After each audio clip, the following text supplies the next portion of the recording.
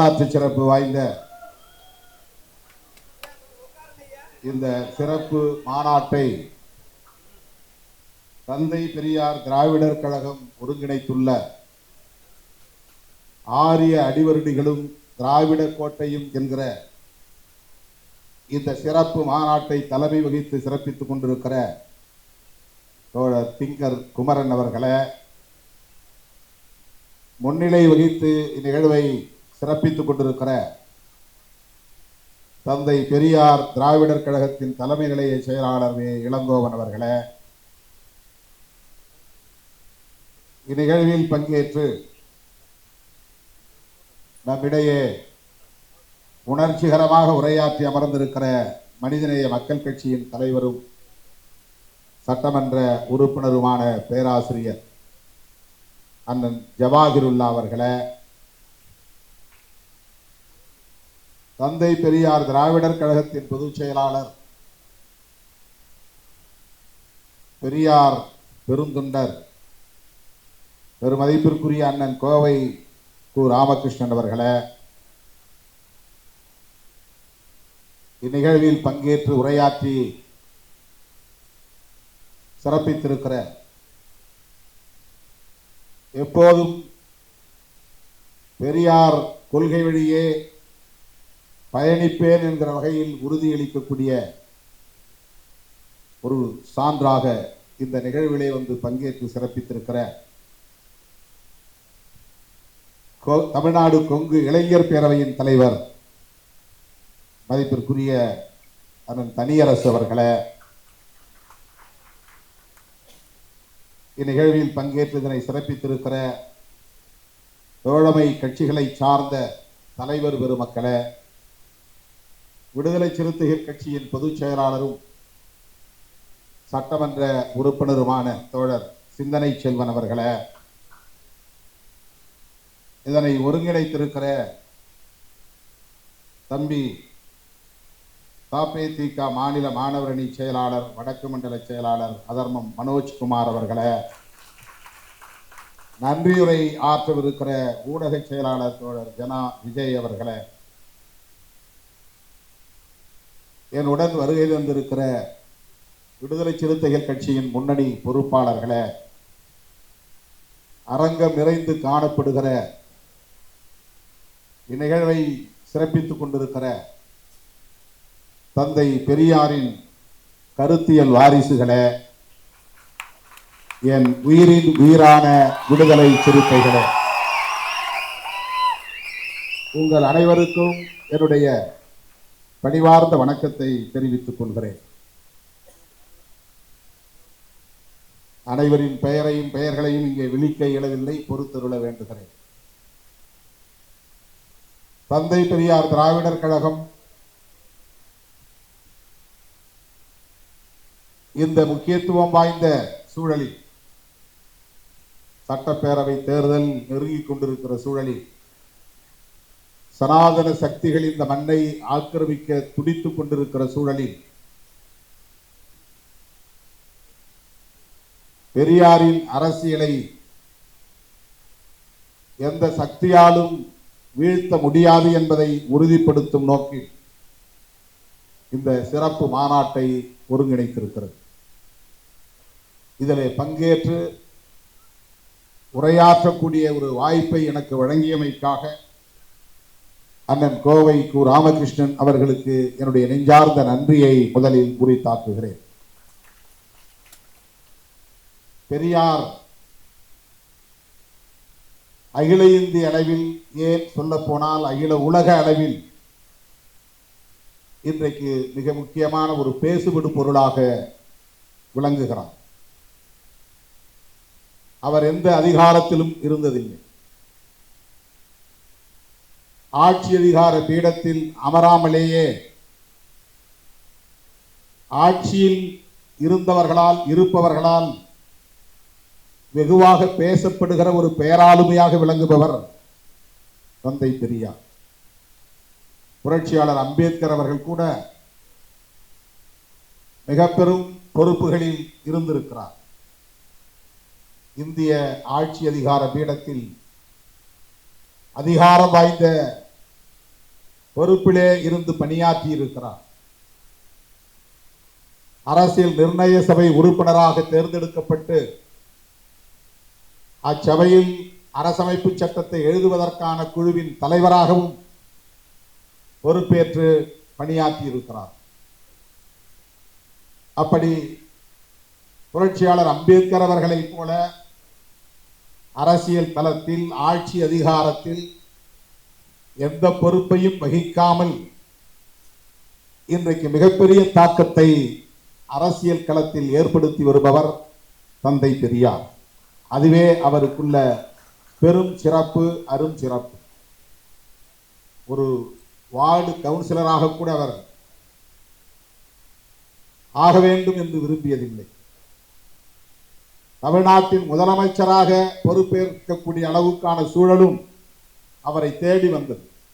ஆனாலும் அதை விரும்பவில்லை. அப்படி அதிகார வேட்கை இல்லாத ஒருவர்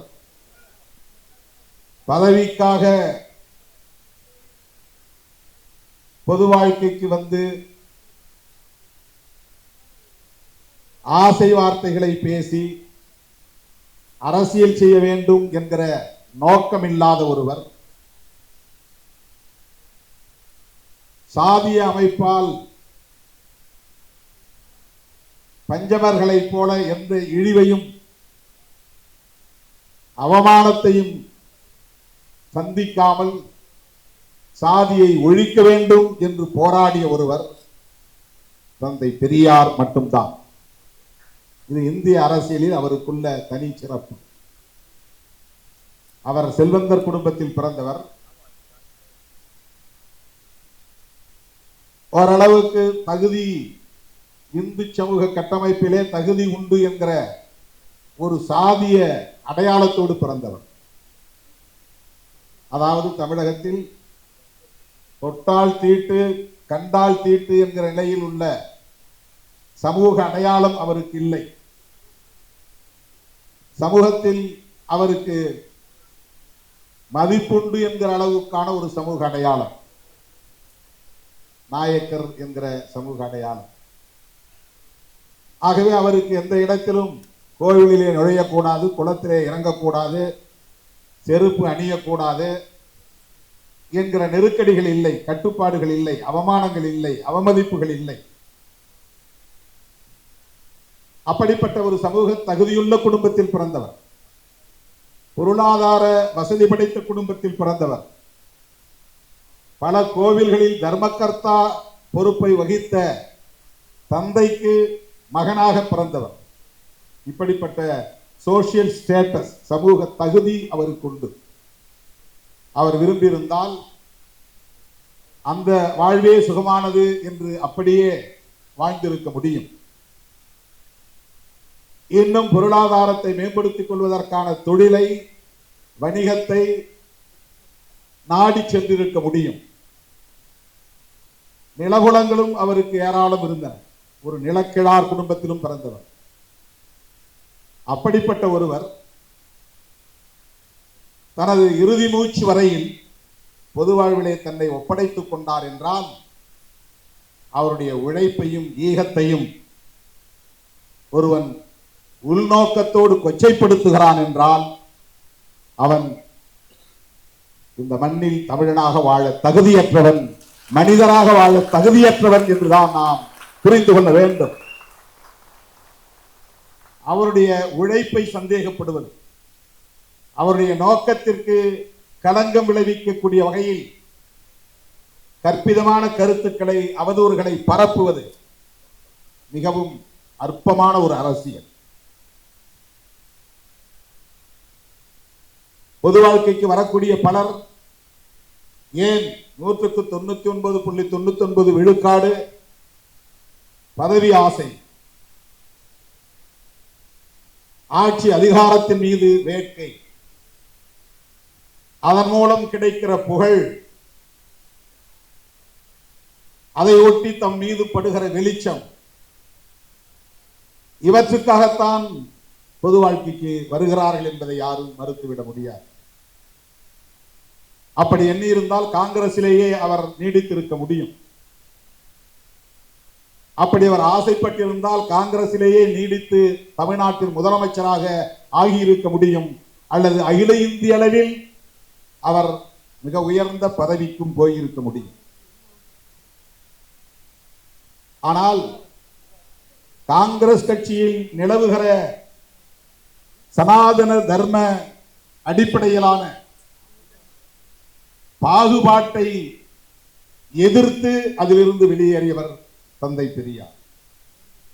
பதவி அவருக்கு முதன்மையானதில்லை, புகழ் அவருக்கு நோக்கமில்லை. பரப்பின் அடிப்படையில் உயர்வு தாழ்வை இங்கே நியாயப்படுத்தக்கூடிய வகையிலான அரசியல் இயக்கங்களும் இருக்கின்றனவா என்கிற நிலையில் அவர் அதிர்ச்சி அடைந்து காங்கிரசுக்குள் நிலவுகிற இந்த பாகுபாட்டை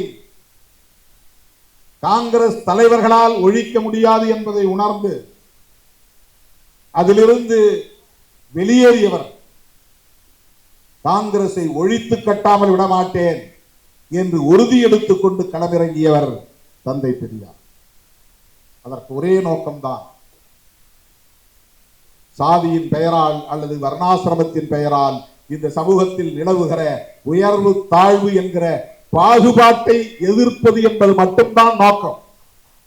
பெரியாரை இந்த கோணத்தில் இருந்து மட்டும்தான் பார்க்க வேண்டும், புரிந்து கொள்ள வேண்டும். அவருடைய இறுதி மூச்சு வரையில் அவருடைய ஒற்றை நோக்கம், ஒற்றை இலக்கு சாதி ஒழிப்பு என்பதை நாம் புரிந்து கொள்ள வேண்டும்.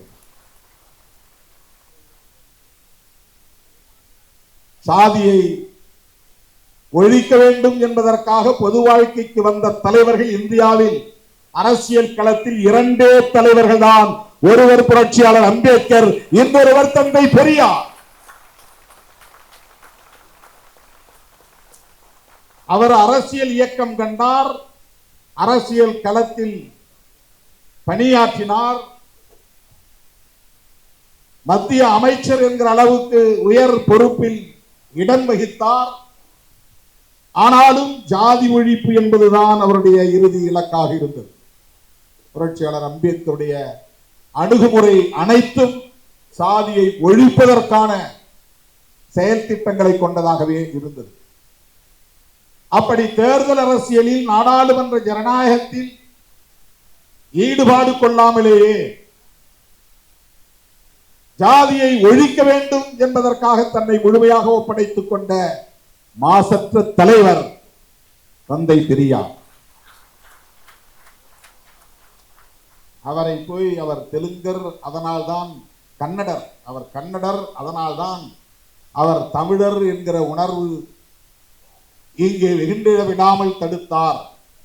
திராவிடர் என்று தமிழர் என்கிற அடையாளம் அழிக்கப்படக்கூடிய வகையிலே திராவிடர் என்ற சொல்லாடலை கையாண்டார். திராவிடம் என்கிற அரசியலை கையில் எடுத்தார். அதனால்தான் தமிழர்கள் இங்கே பின்னுக்கு தள்ளப்பட்டார்கள், தமிழர்கள் ஒடுக்கப்பட்டார்கள், தமிழர்கள் சுரண்டப்பட்டார்கள் என்று உள்நோக்கம் கற்பிப்பது அப்பட்டமான அற்ப அரசியல். இதைவிட வேறு எதையும் நாம் சொல்ல முடியாது. மிக கேவலமான ஒரு அரசியல். தந்தை பெரியாருடைய சிந்தனைகளை சந்தேகப்படுவது, அவருடைய நோக்கங்களுக்கு உள்நோக்கம் கற்பிப்பது, அவரை தெலுங்கர் என்றோ கன்னடர் என்றோ அடையாளப்படுத்துவது ஒன்று அரசியல் அறியாமையாக இருக்க வேண்டும், அல்லது அவர்கள் பார்ப்பனர்களின் கைக்கூலிகளாக இருக்க வேண்டும் என்பதை தவிர வேறு எந்த அடிப்படையும் இருக்க வாய்ப்பில்லை. அவருக்கு சாதியை ஒழிக்க வேண்டும் என்கிற தேவை எங்கிருந்து வந்தது? அம்பேத்கர் சொல்லுவதிலே ஒரு பொருள் இருக்கிறது, திருமாவளவன் சொல்லுவதிலே ஒரு பொருள் இருக்கிறது. தந்தை பெரியார் ஏன் சாதியை ஒழிக்க வேண்டும் என்று சொன்னார்?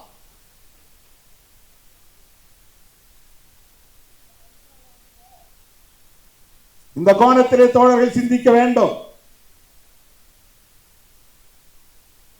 அவர் எதற்காக பார்ப்பனர்களை எதிர்க்க வேண்டும்?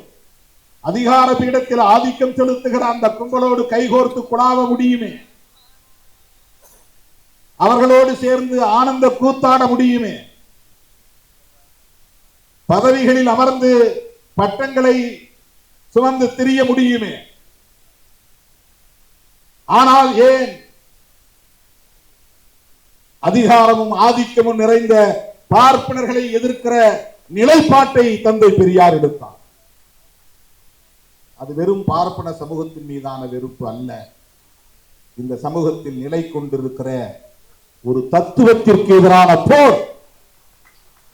ஆரியம், பார்ப்பனியம், சனாதனம் என்கிற கோட்பாட்டுக்கு எதிரான போர்.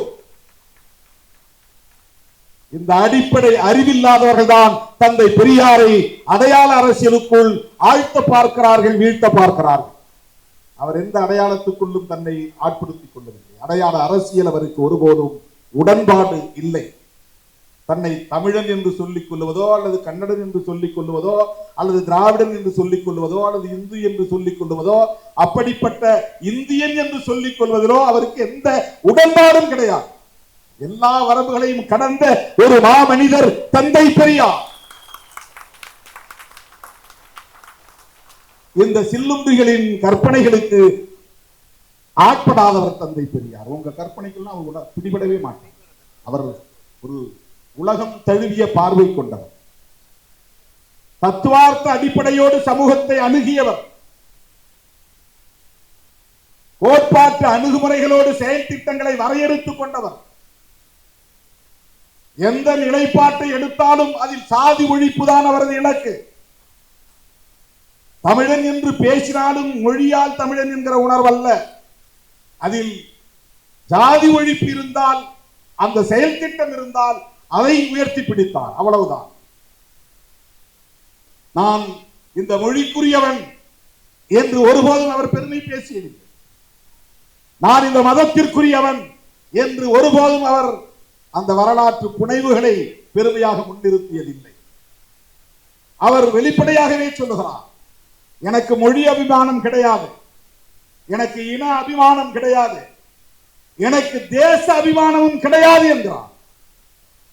இப்படி ஒரு தலைவர் 20ஆம் நூற்றாண்டிலே இந்தியாவில் தோன்றியது இவர் ஒருவர் மட்டும்தான்.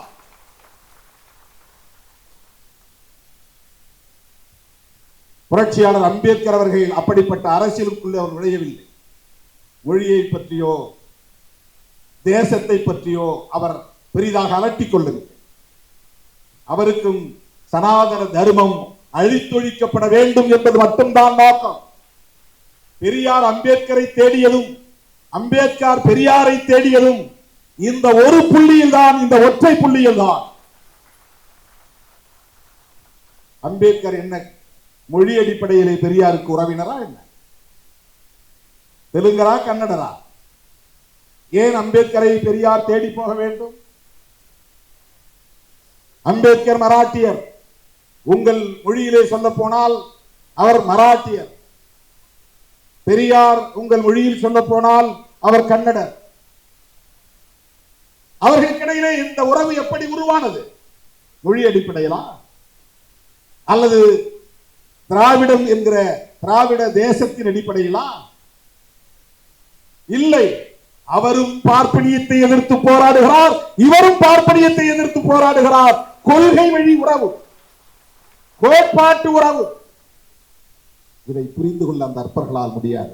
இதற்கு ஒரு தத்துவார்த்த பார்வை தேவை. அந்த அரசியல் புரிதல் இருந்தால் மட்டும்தான் இவர்களை அறிந்து கொள்ள முடியும்.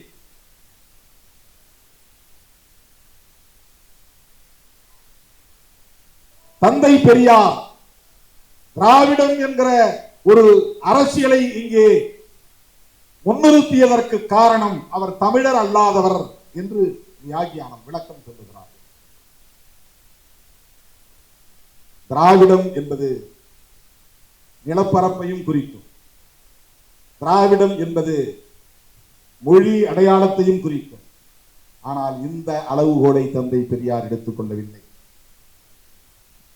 ஐக்கியமாக அமைப்புகளை ஒருங்கிணைப்பதற்கு சென்னை மாகாணத்தில் உள்ள அனைவரும் தமிழ், மலையாளம், தெலுங்கு, கன்னடம், ஒடியா போன்ற மொழிகளை பேசக்கூடியவர்கள், சென்னை மாகாண எல்லைக்குட்பட்டவர்கள், அதை அந்த அண்டை பகுதியில் உள்ள சில இந்த மொழிகளை பேசக்கூடிய மக்கள் இவர்களை திராவிடர்கள் என்று அவர் அடையாளப்படுத்தியது கூட வட இந்தியர்களின் ஆதிக்கத்தை எதிர்ப்பதற்கு இது பயன்படும் என்கிற அடிப்படையில் தானே தவிர மொழி அடிப்படையில் அல்ல. மொழி அடிப்படையில் அல்ல. அவர் ஒரே நேரத்தில் இரண்டு எதிரிகளை முன்னிறுத்துகிறார். ஒன்று வட இந்தியர்களின் ஆதிக்கம், வடவர் ஆதிக்கம், அதை எதிர்க்க வேண்டும். இரண்டு, இந்தியா முழுவதும் ஆக்கிரமித்திருக்கிற சனாதன தர்மத்தை அழித்தொழிக்க வேண்டும். சனாதன தர்மத்தை அழிப்பதற்கு அவர் செயல் திட்டங்களை வரையறுக்கிற போது அதற்கு அடிப்படையான தத்துவம் என்ன, அதை பின்பற்றக்கூடியவர்கள் யார், அதை கட்டி காப்பாற்றக்கூடியவர்கள் யார், அதனால் பயன் பெறக்கூடியவர்கள் யார் என்று பார்க்கிற போது அதனால் பெரும் பயன் அடையக்கூடியவர்கள் ஆரியர்களும் பிராமணர்களும். ஆரியர்களும் பிராமணர்களும் ஒன்று என்று நாம் கருதுவோம். பிராமணர்கள் உள்ளடங்கிய ஆரிய இனம் என்பது பரந்தது. ஆரியர்கள் என்றால் பார்ப்பனர்களை மட்டும் குறிக்காது. பார்ப்பனர்களும் ஆரியர்கள், பார்ப்பனர் அல்லாத பனியாக்களும் ஆரியர்கள் என்றுதான் தங்களை அடையாளப்படுத்திக் கொள்கிறார்கள். இன்னும் சொல்ல போனால் இஸ்லாமியர்கள் கூட, ஈரானில் இருந்து வந்தவர்கள் இன்றைக்கு பார்சி மதத்தை எங்கள் மதம் என்று சொல்லிக் கொள்ளக்கூடிய அந்த பெர்சியன்ஸ், அவர்களும் தங்களை ஆரியர்கள் என்றுதான் சொல்லிக் கொள்கிறார்கள். வைசியர்களும் கூட சில வைசியர்கள் பேசக்கூடியவர்கள் இருக்கிறார்கள். அப்படி பார்த்தால் பிராமணர்களும் தமிழ் பேசக்கூடிய பிராமணர்கள் இங்கே உண்டு. ஆகவேதான் மொழி அடிப்படையில் ஒரு ஐக்கியத்தை கட்டுவது பார்ப்பனர்களையும் உள்வாங்கக்கூடிய நிலை ஏற்பட்டுவிடும் என்கிற அச்சம் தந்தை பெரியாருக்கு இருந்தது. எந்த இடத்திலும் பார்ப்பனர்களை தனிமைப்படுத்த வேண்டும், அந்நியப்படுத்த வேண்டும், பார்ப்பனர் அல்லாத சமூகத்தினரை ஐக்கியப்படுத்த வேண்டும் என்பது மட்டுமே அவருடைய செயல் திட்டமாக இருந்தது. அதனால்தான் நான் பிராமின் மூவ்மெண்ட், பார்ப்பனர் அல்லாதார் இயக்கம். மேலோட்டமா பார்த்தா பார்ப்பனர்கள் ரொம்ப சிறுபான்மை தானே, அவங்களுக்கு எதிராக ஏன் பெரியார் அப்படி சிந்தித்தார், அவங்களை தனிமைப்படுத்தலாமா? இப்ப அவங்கள சிறுபான்மை மக்களை அப்படி தனிமைப்படுத்தி அந்நியப்படுத்தி அவர்களுக்கு எதிரான துவேஷத்தை, வெறுப்பை விதைப்பது எந்த வகையிலே நியாயம் என்று கேட்கலாம். அவர்கள் 3% தான். ஆனால் அவர்களின் ஆதிக்கம் அகில இந்தியா முழுமைக்கும் அனைத்து துறைகளிலும் இருந்தது. அதற்கு எது சாதகமாக இருந்தது என்றால், எண்ணிக்கையில் அவர்கள் மிகவும் சிறுபான்மையினராக இருந்தாலும் அவர்களுக்கான பாதுகாப்பை உறுதிப்படுத்துவது இந்த மண்ணில் நிலைப்படுத்தப்பட்டிருக்கிற சனாதன தர்மம் தான், அல்லது பார்ப்பனிய தர்மம் தான், அல்லது மனு தர்மம் தான், அல்லது வர்ணாசிரம தர்மம் தான். இதை கண்டு வந்தவர் தந்தை பெரியார். ஆகவே பார்ப்பனர்களை அந்நியப்படுத்துவது, தனிமைப்படுத்துவது என்கிற துணிச்சலான முடிவை 20ஆம் நூற்றாண்டிலே உயர்த்தி பிடித்தவர் தந்தை பெரியார். இது சாதாரணமான காரியம் இல்லை. இந்த துணிச்சல் எல்லோருக்கும் வந்து விடாது. உயர் நீதிமன்ற நீதிபதிகளாக இருந்தாலும் உச்ச நீதிமன்ற நீதிபதிகளாக இருந்தாலும் இன்றைக்கும் அவர்களே பெரும்பான்மையாக இருக்கிறார்கள். சாதி எண்ணிக்கையில் சிறுபான்மையாக இருந்தாலும் அதிகார பீடத்தில் அவர்கள் தான் பெரும்பான்மையாக இருக்கிறார்கள். உச்ச நீதிமன்ற நீதிபதிகளில் எத்தனை பேர் ஓபிசி? எஸ்சி எஸ்டி விடுங்க, எத்தனை பேர் ஓபிசி? மோடியின் கைகளை உயர்த்தி பிடிக்கிற சாதி இந்த அடையாளம் உள்ள தலைவர்களை பார்த்து கேட்கிறேன். திரு எடப்பாடி பழனிசாமி அவர்களை பார்த்து கேட்கிறேன். தமிழ்நாட்டிலே தேசிய ஜனநாயக கூட்டணியின் ஆட்சி மலரும் என்று சொல்லுகிறீர்கள், அதற்கு பொருள் என்ன? பாரதிய ஜனதாவின் ஆட்சி மலரும் என்றுதானே பொருள். அது உங்களால் புரிந்து கொள்ள முடிகிறதா இல்லையா? திமுக தலைமையிலான கூட்டணியை நாங்கள் திமுக கூட்டணி என்றோம். அதிமுக தலைமையிலான கூட்டணியை நீங்கள் தேசிய ஜனநாயக கூட்டணி என்கிறீர்கள். உங்களால் அதை அதிமுக கூட்டணி என்று கூட சொல்ல முடியாத அளவுக்கு பலவீனப்பட்டு நிற்கிறீர்கள். நாளைக்கு அதிமுக கூட்டணி ஆட்சிக்கு வந்தால் அது பாஜக ஆட்சிக்கு வந்ததாகத்தான் பொருள். பாஜக ஆட்சிக்கு வந்தது என்றால் RSS ஆட்சிக்கு வந்ததாகத்தான் பொருள். RSS ஆட்சிக்கு வந்தது என்றால் ஆரியர்கள் பார்ப்பனர்கள் ஆட்சிக்கு வந்து விட்டார்கள் என்றுதான் பொருள். ஆரியர்கள் பார்ப்பனர்கள் ஆட்சிக்கு வந்து விட்டார்கள் என்று சொன்னால் பெரியார் வீழ்த்த நினைத்த சனாதனம் மீண்டும் இங்கே வலுப்பெற்று விட்டது என்றுதான் பொருள். இப்போது புரிகிறதா ஏன் திருமாவளவன் திமுகவோடு உடும்பு பிடியாக இருக்கிறான் என்று உங்களால் புரிந்து கொள்ள முடிகிறதா? சில அற்பர்கள் மூடர்கள் ஏதோ சில லாபங்களுக்காக ஆதாயங்களுக்காக திருமாவளவன் திமுகவோடு ஒட்டி கொண்டிருக்கிறான் என்று கருதுகிறார். இல்லை, பெரியாரின் கருத்துக்களுக்கு வலு சேர்க்க வேண்டும் என்கிற தேவை இருக்கிறது. தேர்தல் அரசியலில் இருந்தாலும் இந்த கருத்தில் உடும்புப்பிடியாக இருக்கிற இயக்கம் விடுதலை சிறுத்தைகள் கட்சி. இதனால் என்ன பாதிப்பு நேர்ந்தாலும் இழப்பு நேர்ந்தாலும் சேதமடைந்தாலும் அதை எதிர்கொள்வதற்கு தயாராக இருக்கிற இயக்கம் விடுதலை சிறுத்தைகள் கட்சி. திராவிடர் கழகம், திமுக கழகம் என்கிற இரண்டு கட்சிகளோடு பெரியாரின் சிந்தனைகள் பூண்டற்று போய்விடும் என்று கருதாதீர்கள்.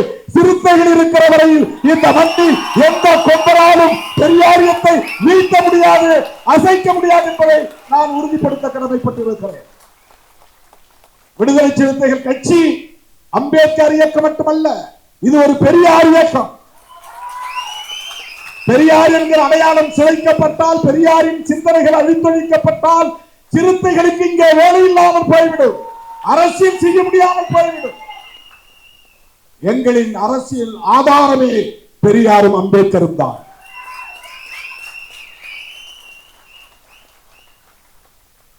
அந்த அரசியலுக்கு வேட்டு வைக்க பார்க்கிறார்கள். இது இன்றைக்கு நேற்றைக்கு நிகழ்ந்ததல்ல.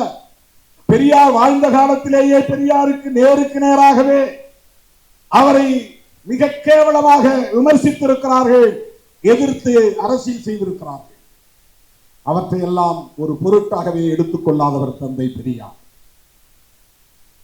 ஒரு சூத்திரன் பெரியார் மொழியில் சொன்னார், ஒரு ஓபிஸ் இன்றைய மொழியில் சொன்னார், அதர் பேக்வர்ட் கம்யூனிட்டி. கடலூரிலே அவர் பேசிக் கொண்டிருந்த போதே மலத்தை எடுத்து அவர் மீது வீசினார். தன் மீது மனித கழிவு வீசப்பட்டது என்பதை தெரிந்தும் கூட அதனால் ஆத்திரப்படாத தந்தை பெரியார் கோட்டம் கலைந்துவிடக் கூடாது, தன் உரை பாதியிலேயே நின்றுவிடக் கூடாது என்கிற பொறுப்புணர்வோடு தன் உடையில் போட்டியிருந்த ஜமுக்காலம் அந்த போர்வையை கொண்டு அந்த மலத்தை நரகடை மூடிக்கொண்டு பிறகு அரை மணி நேரம் பேசியிருக்கிறார். அவர்தான் பெரியார். பேசி முடித்த பிறகுதான் தன் மீது நரகன் வீசப்பட்டது என்பதை அவர் மற்றவர்களுக்கு சொல்லியிருக்கிறார். செருப்படுத்தி வீசியிருக்கிறார்கள், அழுகிய முட்டைகளை கொண்டு வீசியிருக்கிறார்கள். இவற்றையெல்லாம் எந்த பார்ப்பனரும் செய்யவில்லை. பார்ப்பனர்களின் ஏவலாக்களாக இந்த பிற்படுத்தப்பட்ட மிகவும் பிற்படுத்தப்பட்ட சமூகத்தில் பிறந்த சகோதரர்கள் தான், பெரியார் மொழியில் சொல்ல போனால் சூத்திரர்கள் தான் அவருக்கு எதிராக இந்த நடவடிக்கைகளை எல்லாம் செய்திருக்கிறார். அரசியல் ரீதியாக சிலம்பு செல்வர் என்று போற்றப்பட்ட மாப்போசி அவர்களை முன்னிறுத்தி பெரியாருக்கு எதிரான அரசியலை செய்ய வைத்தார். யார் செய்தது? இன்றைக்கு இருக்கிற விகடன் குழுமம் அன்றைக்கும் இருந்தது. அவர்கள் பெரியாருக்கு எதிரான அரசியலை செய்தார்கள். பி.டி. கிருஷ்ணமாச்சாரி, கல்கி கிருஷ்ணமூர்த்தி, இந்த பெரியவர்கள் எல்லாம் பெரியாருக்கு எதிரான அரசியலை மாப்போசியை கொண்டு செய்தார்கள். மாப்போசியின் பிள்ளை இன்றைக்கு அப்படியே செய்கிறது. யார் என்று உங்களுக்கு தெரியும். அதே வழியில் தான் அவர், அதே திசை வழியில் தான் அவர் பயணிக்கிறார். அண்ணன் திருமாவளவனும் பெரியார் தான் என்று சொன்னால் திருமாவளவன் மயங்கி விடுவான் என்று கருதுகிறார்கள். அல்லது திருமாவளவனை ஆதரிப்பவர்கள் மயங்கி போவார்கள் என்று யாரோ சொல்லி தந்திருக்கிறார்கள். திருமாவளவனும் திருமாவளவனோடு களமாடக்கூடிய எந்த தோழனும் அவ்வளவு எளியாக இலகுவாக இந்த மாய்மால வித்தைகளுக்கு ஒருபோதும் மயங்கிவிட மாட்டார்கள் என்பதை நான் பதிவு செய்ய விரும்புகிறேன். நாங்கள் வெறும் வாக்கு வங்கிக்காக அரசியல் செய்யவில்லை, சில தொகுதிகளுக்காக நாங்கள் அரசியல் செய்யவில்லை, அதிகார தேடலுக்காக நாங்கள் அரசியல் செய்யவில்லை. புரட்சியாளர் அம்பேத்கரும் தந்தை பெரியாரும் கண்ட கனவை நனவாக்குவதற்காகத்தான் விடுதலை சிறுத்தைகள் களத்தில் நிற்கிறோம்.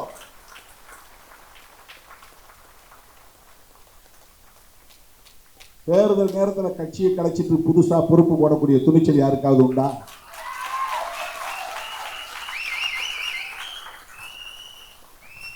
மாவட்ட செயலாளர்கள் எல்லா கட்சியிலும் ஒரு ரெவன்யூ மாவட்டத்துக்கு ஒருத்தர் 2 பேர் தான்.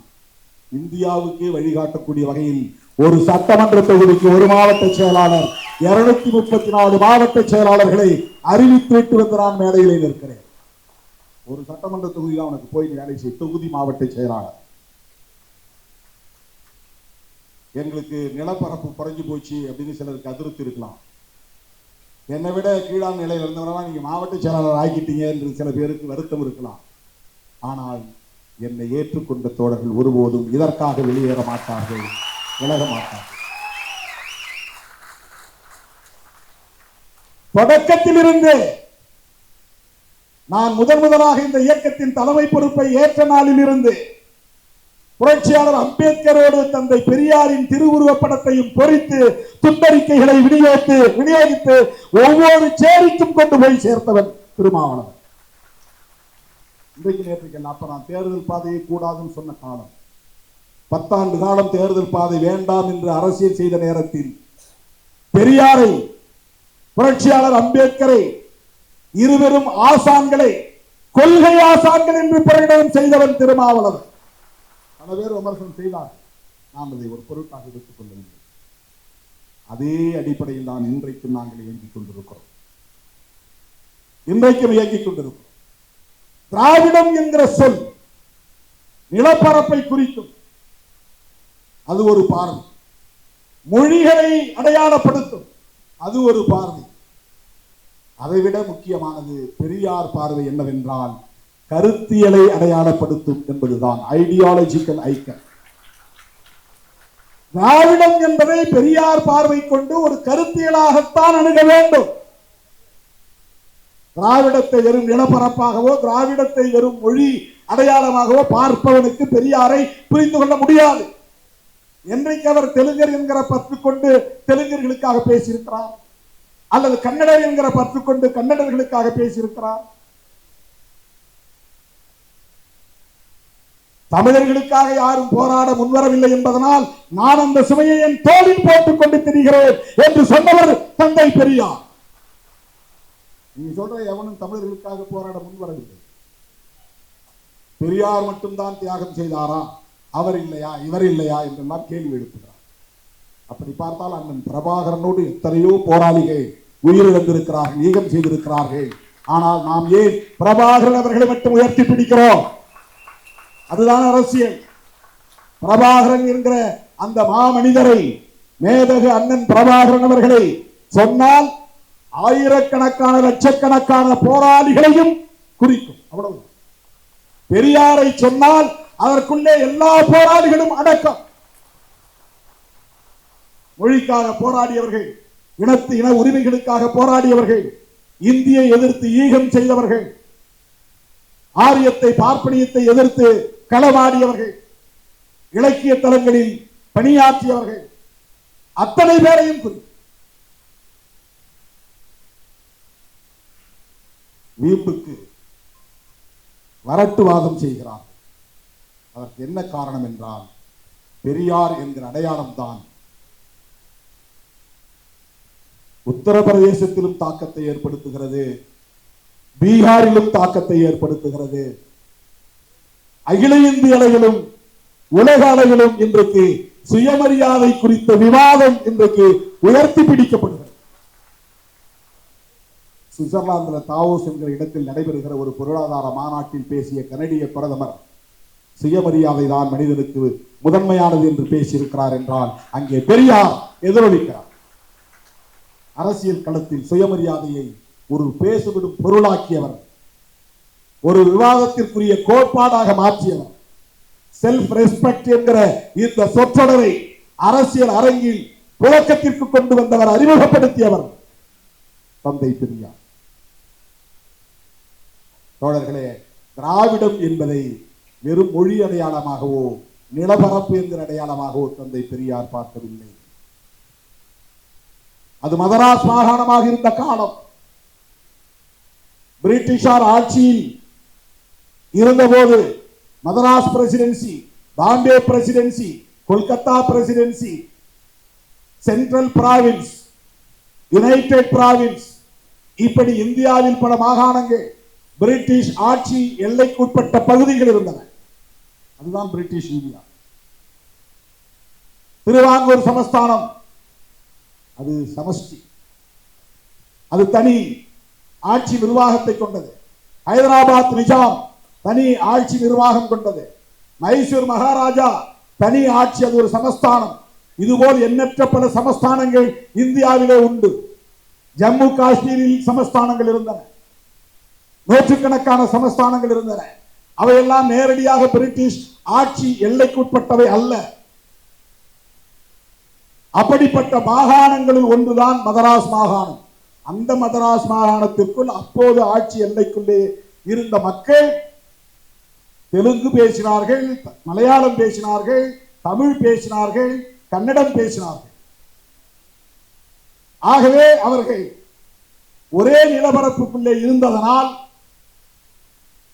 தமிழ்நாட்டில் அனைத்து துறைகளிலும் அவர்களால் பங்கேற்க முடிந்தது, பங்களிப்பு செய்ய முடிந்தது. நாடு மொழி அடிப்படையில் பிரிந்த பிறகு யாரும் இங்கே தெலுங்கர்கள் குடியேறவில்லை. மொழிவாரி மாகாணம் பிரிந்த பிறகு மலையாளிகள் இங்கே குடியேறிவிடவில்லை. இன்றைக்கு வட இந்தியர்கள் குடியேறுகிறார்கள், தொழிலாளர்கள் என்கிற பெயரில் இங்கே வந்து அமர்கிறார்கள். மார்வாடிகள் இங்கே விடுதலைக்கு பிறகு பல பேர் வந்திருக்கிறார்கள். மொழிவாரி மாகாணமாக பிரிக்கப்பட்ட பிறகு பல பேர் புலம்பெயர்ந்து வந்திருக்கிறார்கள். இது வேறு. ஆனால் மதராஸ் மாகாணமாக இருந்த போது இந்த மொழி பேசக்கூடிய அந்தந்த பகுதிகள் பிறகு ஆந்திராவாக, அதன் பிறகு முதலில் பிரிந்தது ஆந்திரா தான். மொழி அடிப்படையிலே ஒரு மாநிலம் உருவானது ஆந்திரா. அதன் பிறகுதான் கர்நாடகம், அதன் பிறகுதான் கேரளம். இப்படி மாநிலங்கள் பிரிந்தன. இந்த மாநிலங்கள் பிரிந்து போன எச்சம்தான் திரும்ப சென்னை மாகாணம் என்று அழைக்கப்பட்டது. ஏனென்றால் இது பழைய பேரு சென்னை மாகாணம் தான். வட இந்தியாவுக்கு போனால், டெல்லிக்கு போனால் மதராசி என்று சொன்னால் சென்னையிலிருந்து வந்தவன் என்று பொருள் அல்ல. இந்த பெரிய மாகாண பகுதியில் இருந்து வந்திருக்கிற ஆந்திரனையும் குறிக்கும், அதாவது தெலுங்கனையும் குறிக்கும், கன்னடனையும் குறிக்கும், மலையாளியையும் குறிக்கும், தமிழனையும் குறிக்கும். மதராசி என்கிற சொல் இத்தனை பேரையும் குறிக்கிற சொல். இவர்கள் பிரிந்து போன பிறகு எஞ்சிய பெயர் சென்னை மாகாணம் என்பது. ஆகவே அதை தமிழ்நாடு என்று பெயர் சூட்ட கோரிக்கைகள் அவ்வப்போது எழுந்தன.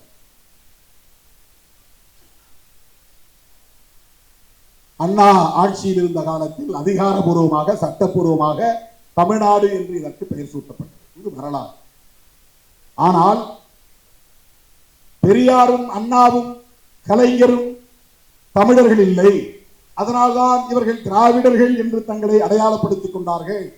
அதனால்தான் இவர்கள் திராவிடம் என்கிற அரசியலை உயர்த்தி பிடித்தார்கள். அண்ணாவையும் இவர்கள் விட்டு வைக்கவில்லை. அவரும் தெலுங்கு முதலியாராம். ஏன்னா அம்மா பேரு பங்காரு அம்மையாராம். பங்காருனாக்க தெலுங்கு மொழி பேசக்கூடியவங்க தான் பேர் வைப்பாங்க. பங்காருன்னா தங்கம்னு அர்த்தம்.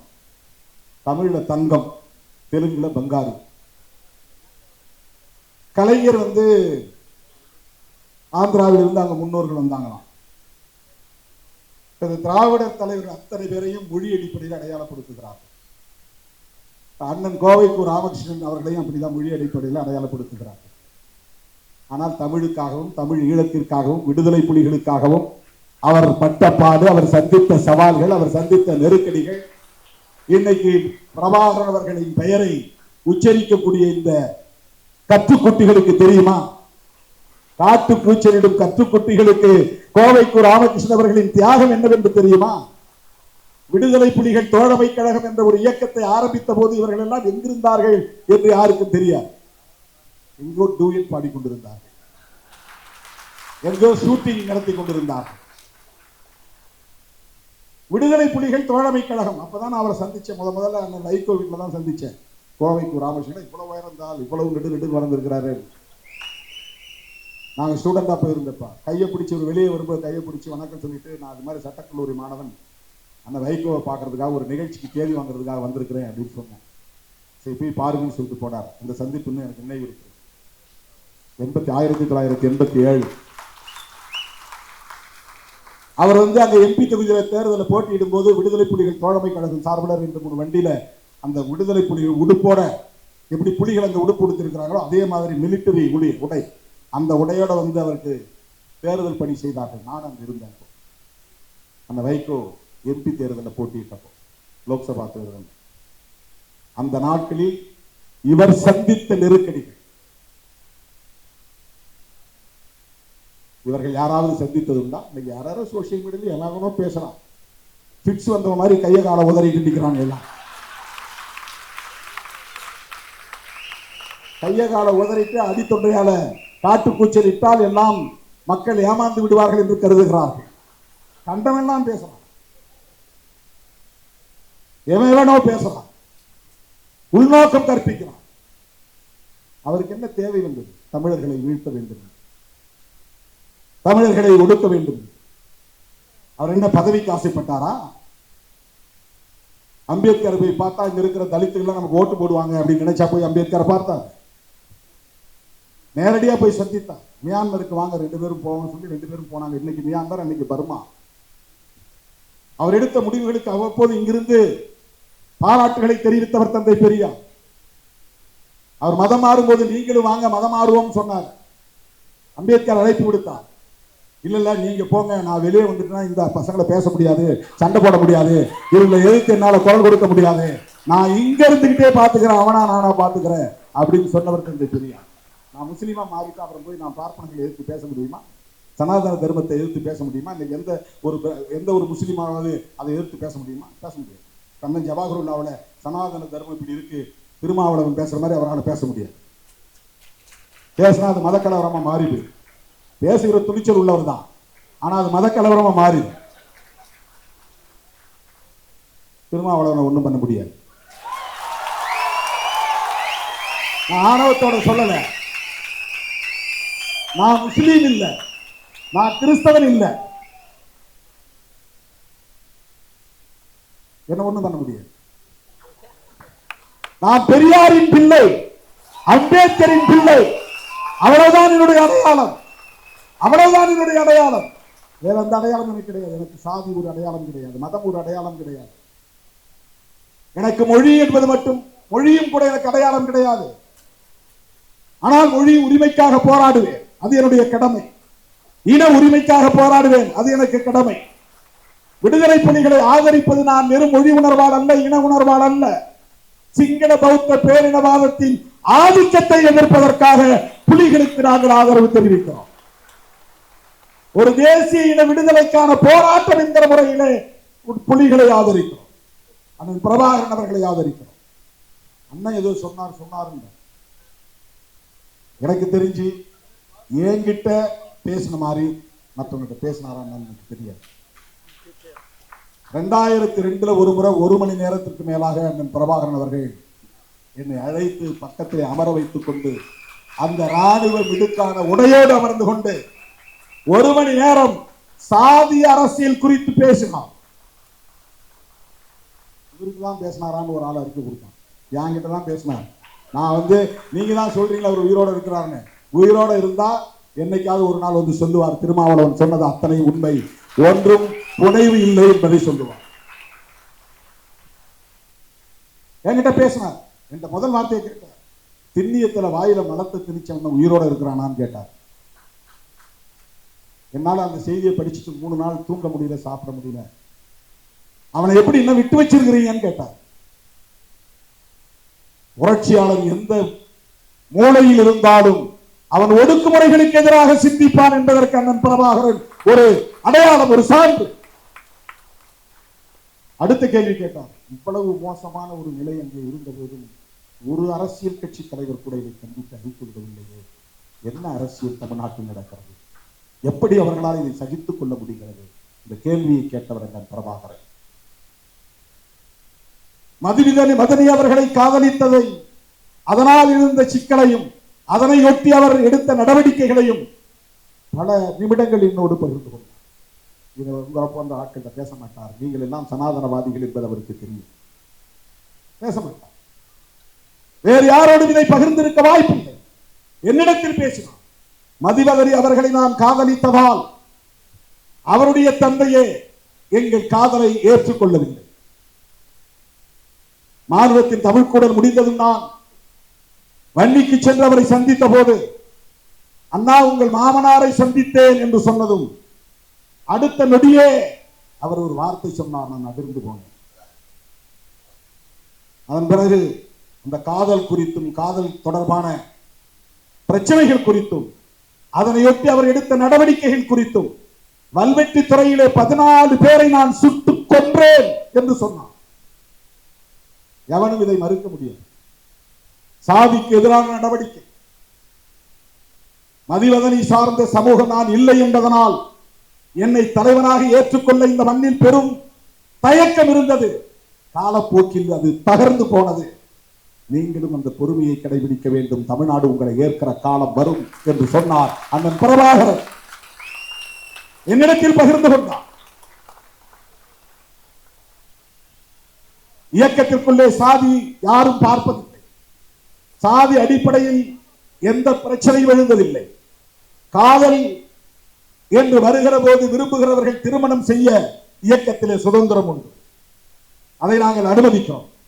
இயக்கத்தை தாண்டி சாதி பிரச்சனை வந்தால், எங்கள் காதுக்கு வந்தால், அடுத்த நாளே அந்த இடத்தில் எங்கள் இயக்கம் நிற்கும். அங்கு சாதி ஆணவத்திற்கு எதிரான நடவடிக்கைகளை இயக்கம் மேற்கொண்டிருக்கிறது என்று விவரித்தார். இன்றைக்கு சாதி பிரச்சனைகள் என்பது ஒரு கட்டுக்குள்ளே இருக்கிறது. இந்த இயக்கம் வலிமை பெற்றிருப்பதனால். ஏன் இவ்வளவு பேசினார் தெரியுமா? அதற்கு ஒரு காரணம் இருக்கிறது. மானுடத்தின் தமிழ்க்கூடல் மாநாட்டிலே நான் பேசுகிற போது தமிழ்நாட்டிலிருந்து 5 பேர் போனோம். 5 பேரில் ஒரே ஒரு அரசியல் களப்பணியாளர் என்கிற முறையில் அழைக்கப்பட்டவன் நான் தான். கவிஞர் இன்குணா, எழுத்தாளர் ஜெயபிரகாசம், அவரும் ஒரு கவிஞர் எழுத்தாளர், இயக்குனர் புகழேந்து தங்கராஜ், திரைப்படத்துறையை சார்ந்தவர், ஓவியர் மருது, அவர் ஒரு கலைஞர். அரசியல் தளத்தில் யாரை அழைப்பது என்று தெரியவில்லை என்று புதுவை ரத்னதுரை அவர்கள் போய் அண்ணனிடத்திலே சொன்னபோது ஒரு சீட்டிலே எழுதி கொடுத்தாரா, அவரே சொன்னது, புதுவை ரத்னதுரையே சொன்னது. கலை இலக்கிய கழகத்தின் பொறுப்பாளர் அவர்தான். அவரே சொன்ன வார்த்தை. நாங்க என்ன செய்யறது, யாரை கூப்பிடுறதுன்னு தெரியாம போய் குழம்பிட்டு இருந்தோம். ஒரு சீட்டை எடுத்து எழுதி கொடுத்தாரு. பிரிச்சு பார்த்தா திருமாவளவன் பேர் இருந்தது. திருமாவளவனை மானுடத்தின் தமிழ்க்கூடல் மாநாட்டிற்கு அழையுங்கள் என்று சொன்னவர் அண்ணன் பிரபாகரன் அவர்கள்.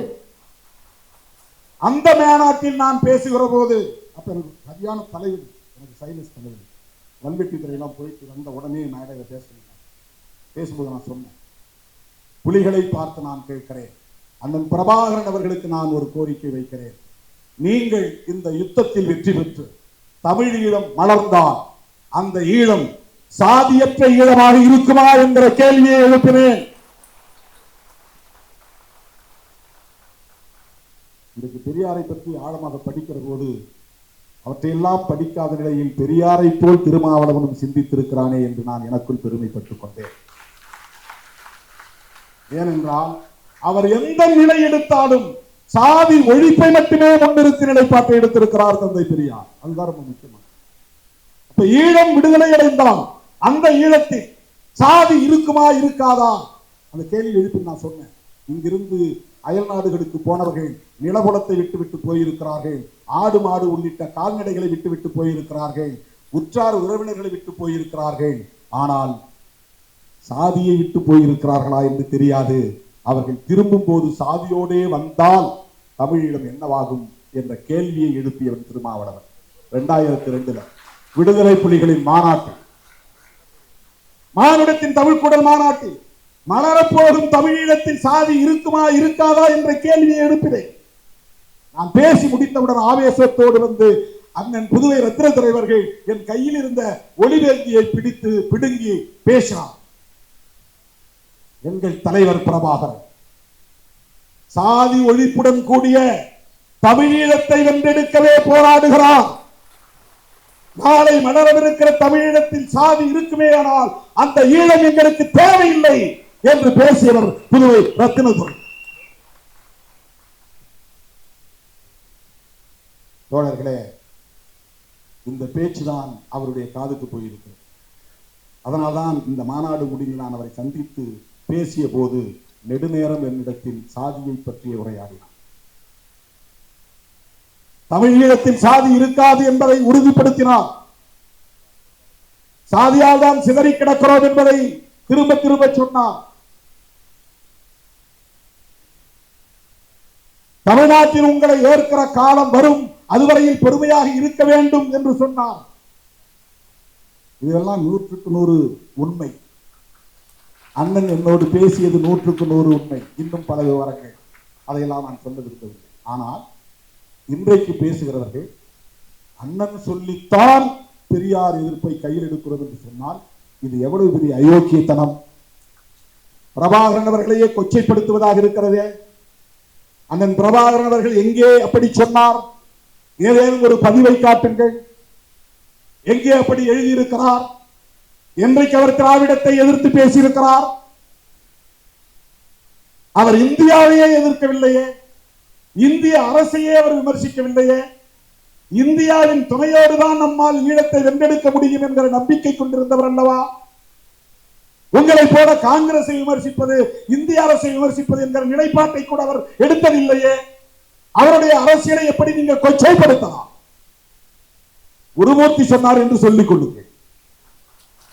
பெரியாரை நாங்கள் எதிர்ப்பதற்கு இவர்தான் காரணம் என்று சொல்லுங்கள். எச் ராஜா தான் காரணம் என்று சொல்லுங்கள். அல்லது வேறு யாராவது RSS காரர்கள் தான் காரணம் என்று சொல்லுங்கள். எப்படி அண்ணன் பிரபாகரன் அவர்களின் பெயரை சொல்லலாம்? அவர் திராவிடத்திற்கு எதிரானவரா? யோசித்து பாருங்கள். சிங்களம் அது ஒரு இனத்தின் அடையாளம், பௌத்தம் அது மதத்தின் அடையாளம், பேரினவாதம் என்பது பெரும்பான்மை என்கிற அடிப்படையிலான ஒரு அடையாளம். தங்களுடைய பகைவர்களை இப்படித்தான் அவர் அடையாளப்படுத்தினார். சிங்கள பௌத்த பேரினவாதிகள், அவ்வளவுதான் அவருடைய பகைவர்கள். சிங்களம் என்கிற மொழியை அடையாளமாக கொண்டவர்கள், பௌத்தம் என்கிற மதத்தை அடையாளமாக கொண்டவர்கள், பெரும்பான்மை என்கிற எண்ணிக்கை அடையாளத்தை கொண்டவர்கள், இவர்களே எங்கள் எதிரிகள் என்று அடையாளப்படுத்தியவர். ஒரு இடத்திலும் அதற்கு அப்படியே நேர் எதிராக சிங்களத்துக்கு பதிலாக தமிழ், பௌத்தத்திற்கு பதிலாக இந்து, பெரும்பான்மைக்கு பதிலாக சிறுபான்மை என்று தமிழ், இந்து, சிறுபான்மை நாங்கள் என்று அவர் சொன்னது. அவருடைய உரையிலோ எழுத்திலோ அல்லது அவருடைய செயல் திட்டங்களிலோ தமிழர் என்ற அடையாளத்தை தவிர இந்து என்கிற சொல்லை அவர் எங்கும் கையாண்டதில்லை. இந்து என்கிற சொல்லை கையாளாதவர், அப்படி ஒரு அடையாளத்தை ஏற்க விரும்பாதவர், அதன் அடிப்படையில் இந்தியாவில் இருக்கிற இந்து மதவாதிகளின் ஆதரவை விரும்பாதவர், அந்த அடிப்படையில் பிஜேபி RSS போன்றவர்களின் தயவை நாடாதவர். எப்படி உங்கள்கிட்ட போய் இப்படி சொல்லியிருப்பாரு, திராவிடம் வந்து நமக்கு எதிரானது? என்ன அரசியல்? யாரை கொச்சைப்படுத்துகிறீர்கள்? உங்கள் பிழைப்புவாதத்திற்காக யாரை வேண்டுமானாலும் பயன்படுத்திக் கொள்ளுங்கள். அண்ணன் பிரபாகரனை எப்படி தவறாக பயன்படுத்துவதை நாங்கள் வேடிக்கை பார்க்க முடியாது. பிரபாகரன் ஒட்டுமொத்த தமிழகத்திற்குமானவர், எல்லோருக்குமானவர். 1983 இருந்து 2009 வரையில் மாணவ பருவத்தில் இருந்து இந்த இயக்கத்தின் தலைவனாக வந்த காலத்து வரையில் ஈழ பிரச்சனையில் ஈடுபாடு கொண்டவன் திருமாவளவன், களமாடியவன் திருமாவளவன், பல போராட்டங்களில் பங்கேற்றவன் திருமாவளவன். நீங்கள்லாம் 2009 பின்னால வந்த கற்றுக்குட்டிகள். உங்களுக்கு என்ன தெரியும்? என்ன அரசியல் தெரியும்? ஈழம் குறித்து உங்களுக்கு என்ன தெரியும்? ஈழ விடுதலை பற்றி உங்களுக்கு என்ன தெரியும்? நீங்கள் பேசுவது தமிழ் தேசியமா? எது தமிழ் தேசியம்? தமிழ் தேசியம் என்றால் என்ன? வெறும் மொழி உணர்வா? வெறும் இன உணர்வா? வெறும் நிலப்பரப்பு பாதுகாப்பா? தமிழ் தேசியத்தின் உண்மையான எதிரி என்பது வெளிப்படையாக சொல்ல விரும்புகிறேன், கருத்தியல் புரிதலுக்காக சொல்ல விரும்புகிறேன். தமிழ் தேசியத்தின் எதிரியை இந்திய தேசியமாகத்தான் இருக்க முடியும். தெலுங்கு தேசியமோ மலையாள தேசியமோ இருக்க முடியாது. இந்திய தேசியத்தை எதிர்க்கிற அரசியல் தான் தமிழ் தேசிய அரசியல். ஏனென்றால் இந்திய தேசியம் என்பது மொழி வழி அடிப்படையான தேசியத்தை ஒருபோதும் ஏற்காது. மொழிவழி அடிப்படையில் மாநிலங்கள் பிரிப்பதை கூட ஒத்துக்கொண்டாது. அப்படி பிரிவது பிராந்தியவாதத்தை வளர்க்கும் என்று நம்பக்கூடியவர்கள். பிரிவினைவாதத்தை வளர்க்கும் என்று நம்பக்கூடியவர்கள், மத அடிப்படையில் இந்தியாவை ஒரே தேசமாக ஆக்க வேண்டும் என்பதுதான் RSS திட்டம். காங்கிரஸ் பேசிய இந்திய தேசத்திற்கும் பிஜேபி பேசுகிற இந்திய தேசத்திற்கும் ஒரு வேறுபாடு உண்டு. காங்கிரஸ் வெறும் நாட்டின் அடையாளத்தை அடிப்படையாக கொண்டது. நாம் அனைவரும் இந்திய தேசவாதிகள், அதனால் இந்தியர்கள். இதுதான் காங்கிரஸ் வைத்த தேசியவாதம். நீ தமிழ் பேசினாலும் சரி, மலையாளம் பேசினாலும் சரி, மராத்தி பேசினாலும் சரி, குஜராத்தி பேசினாலும் சரி, நீயும் இந்தியன் நானும் இந்தியன், வெள்ளையடை வெளியேற்ற போராடுவோம் வாருங்கள். இது காங்கிரஸ் முன்வைத்த தேசியவாதம். பிஜேபி முன்வைக்கிற தேசியவாதம் அப்படி அல்ல. பிரிட்டிஷாரை எதிர்ப்பது அவருடைய நோக்கம் இல்லை. ஏனென்றால் பிரிட்டிஷார் இல்லை. ஆனால் ஒரு தேசத்தை கட்ட வேண்டும். அம்பேத்கரும் ஒரு தேசத்தை கட்ட விரும்புகிறார். பெரியாரும் ஒரு தேசத்தை கட்ட விரும்புகிறார். காங்கிரசும் ஒரு தேசியவாதத்தை தேசத்தை கட்ட விரும்புகிறது. பிஜேபியும் ஒரு தேசத்தை கட்ட விரும்புகிறது. ஒவ்வொருவருக்கும் ஒவ்வொரு பார்வை. அம்பேத்கர் எப்படிப்பட்ட தேசத்தை கட்ட விரும்பினார் என்றால், அவர் விரும்பியது பௌத்த இந்தியாவை கட்டமைக்க வேண்டும் என்பது. பௌத்தம் என்பது மதத்தின் அடிப்படையில் அல்ல. அம்பேத்கர் சொல்வது பௌத்த இந்தியா என்றால் சமத்துவ இந்தியா என்பதுதான் அம்பேத்கரின் தேசியவாதம். அவருடைய தேசியவாதம் சமத்துவ தேசியவாதம். இந்தியாவில் பிறப்பின் அடிப்படையில் உயர்வு தாழ்வு இருக்கக்கூடாது. இந்தியாவுக்கு மதம் இருக்கக்கூடாது. இந்த அரசு ஒரு மதசார்பற்ற அரசு. ஆகவே மதச்சார்பின்மை என்பதை முதன்மை கோட்பாடாக உயர்த்தி பிடித்தவர் புரட்சியாளர் அம்பேத்கர் அவர்கள். இது எவ்வளவு பெரிய துணிச்சல்! உலகத்தில் எல்லா நாடுகளுக்கும் ஸ்டேட் ரிலீஜன் உண்டு. அம்பேத்கர் அந்த இடத்தில் இருந்ததால் இந்தியாவுக்கு ஸ்டேட் ரிலீஜன் இல்லை என்கிற முடிவை எடுத்தார். காங்கிரஸ் எங்களுக்கு முரண்பாடு உண்டு. ஈழத்தமிழர் விவகாரத்தில் காங்கிரஸை நாங்கள் கடுமையாக எதிர்த்திருக்கிறோம். திமுக கூட்டணியில் இருந்து விடுதலை சிறுத்தைகளை வெளியேற்றுங்கள் என்று 2009 தேர்தலின் போது வேலூர் ஞானசேகரன் போன்றவர்கள் சட்டப்பேரவையிலேயே என்னை பெயரை சொல்லி எதிர்த்து பேசியது இன்றைக்கும் அவை குறிப்பில் இருக்கிறது. போகிற இடங்களில் எல்லாம் பேச்சாளர்கள் பத்திரிகையாளர்கள் மத்தியிலே திருமாவளவனை வெளியேற்ற வேண்டும், அவர் புலிகளின் ஆதரவாளன் என்று பேசினார்கள். கருத்துரிமை மாநாடு முல்லாரெட்டி அவனியூரில் நடத்திய போது அந்த மாநாட்டுக்கு தடை விதிக்க வேண்டும் என்று பேசிய இயக்கம் காங்கிரஸ். ஏனென்றால் நாங்கள் புலிகளின் ஆதரவாளர்கள் என்பதால் மட்டுமே. அப்படி காங்கிரசோடு எங்களுக்கு பல முரண்பாடுகள் உண்டு. காந்தியோடு முரண்பாடுகள் உண்டு. ஆனாலும் இன்றைக்கு காங்கிரசோடும் காந்தியோடும் நாங்கள் ஒரு உறவை பேணுகிறோம் என்று சொன்னால் அதற்கு காரணம் அம்பேத்கர் முன்மொழிந்த மத சார்பின்மைக்கு காந்தியடிகளும் பண்டித ஜவஹர்லால் நேரு அவர்களும் இந்திரா காந்தி அம்மையார் அவர்களும் அவருடைய வாரிசு ராஜீவ் காந்தி அவர்களும் ஒரே நிலைப்பாட்டில் உறுதிப்பாட்டோடு இருந்தார்கள் என்பதுதான். இந்தியாவுக்கு நோ ஸ்டேட் ரிலீஜன், இந்தியாவுக்கு ஒரு அரச மதம் வேண்டாம், இந்திய அரசுக்கு ஒரு மதசார்பு அடையாளம் தேவையில்லை, இது மதசார்பற்ற அரசு. இந்த கருத்திலே அம்பேத்கர் அவர்களுக்கு ஒத்துழைத்தது நேருவும் காந்தியும். காந்தியடிகள் ஒரு மதவாதி தான், சனாதனவாதி தான். தன்னைத்தானே அப்படித்தான் அவர் அடையாளப்படுத்திக் கொண்டார். சனாதன தர்மத்தின் மீது எனக்கு நம்பிக்கை உண்டு என்று சொன்னார். பிறப்பின் அடிப்படையில் இந்த தீண்டாமை கூடாதே தவிர பாகுபாட்டை நாம் தவிர்க்க முடியாது, இது கர்மத்தின் வினைப்பயன் என்று சொன்னவர் காந்தியடிகள். அப்படிப்பட்டவர் விடுதலை பெற்ற இந்தியாவுக்கு மதம் வேண்டாம், இந்த அரசு ஒரு மதசார்பற்ற அரசு என்கிற அம்பேத்கரின் நிலைப்பாட்டுக்கு உடன்பட்டவர் காந்தி. அதனால்தான் நாத்துராம் கோட்சேவை வைத்து அந்த பார்ப்பனரை வைத்து சுட்டுக் கொன்றார்கள். காந்தியடிகளை சுட்டுக் கொன்றது ஒரு பார்ப்பனர். RSS இந்து மகா சபை ரெண்டும் ஒன்றுதான். வெவ்வேறு இயக்கமா இருந்தாலும் ரெண்டும் ஒன்று. மதச்சார்பு. அம்பேத்கர் விரும்பிய தேசியவாதம் சமத்துவ தேசியவாதம். தந்தை பெரியார் விரும்பிய தேசியவாதம். இந்தியாங்கிற ஒரே நாடு இருந்தாலும், அல்லது திராவிட நாடாக இருந்தாலும், அல்லது தமிழ்நாடாக இருந்தாலும் அவருடைய ஒரே கண்டிஷன் ஜாதி ஒழியும். ஜாதி ஒழிந்த திராவிட நாடு. ஏன்னா அவன் வடநாட்டுக்காரனோட அவன் சேர்ந்திருந்தா அவனுடைய புராண குப்பைகள்லாம் இங்க வந்து சேருது, அவன் ஆக்கிரமிப்பு பண்றான், அவன்கிட்ட நாம விடுபடுவோம், உடைச்சிக்கு வெளியே வருவோம்.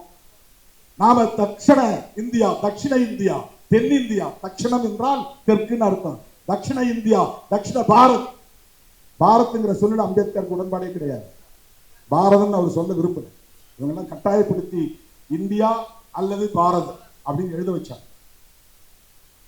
பாரதம் என்கிற சொல்லே மகாபாரதத்தை அடையாளப்படுத்துவது அல்லது பரதன் ஆண்ட தேசம் இது என்கிற கதையை புராணத்தை புனைவை ஒத்துக்கொள்வது என்று கருதி இந்த பெயரை அவர் விரும்பவில்லை. இந்தியா என்பது ஆங்கில பெயர், அதனால் அது கூடாது என்றார்கள் அப்போதே. இன்னைக்கு இருக்கிற RSS இல்லை, அப்ப யாரும் இல்லை. அப்பவே இந்த மாதிரி இயக்கம் கிடையாது, பிஜேபி கிடையாது.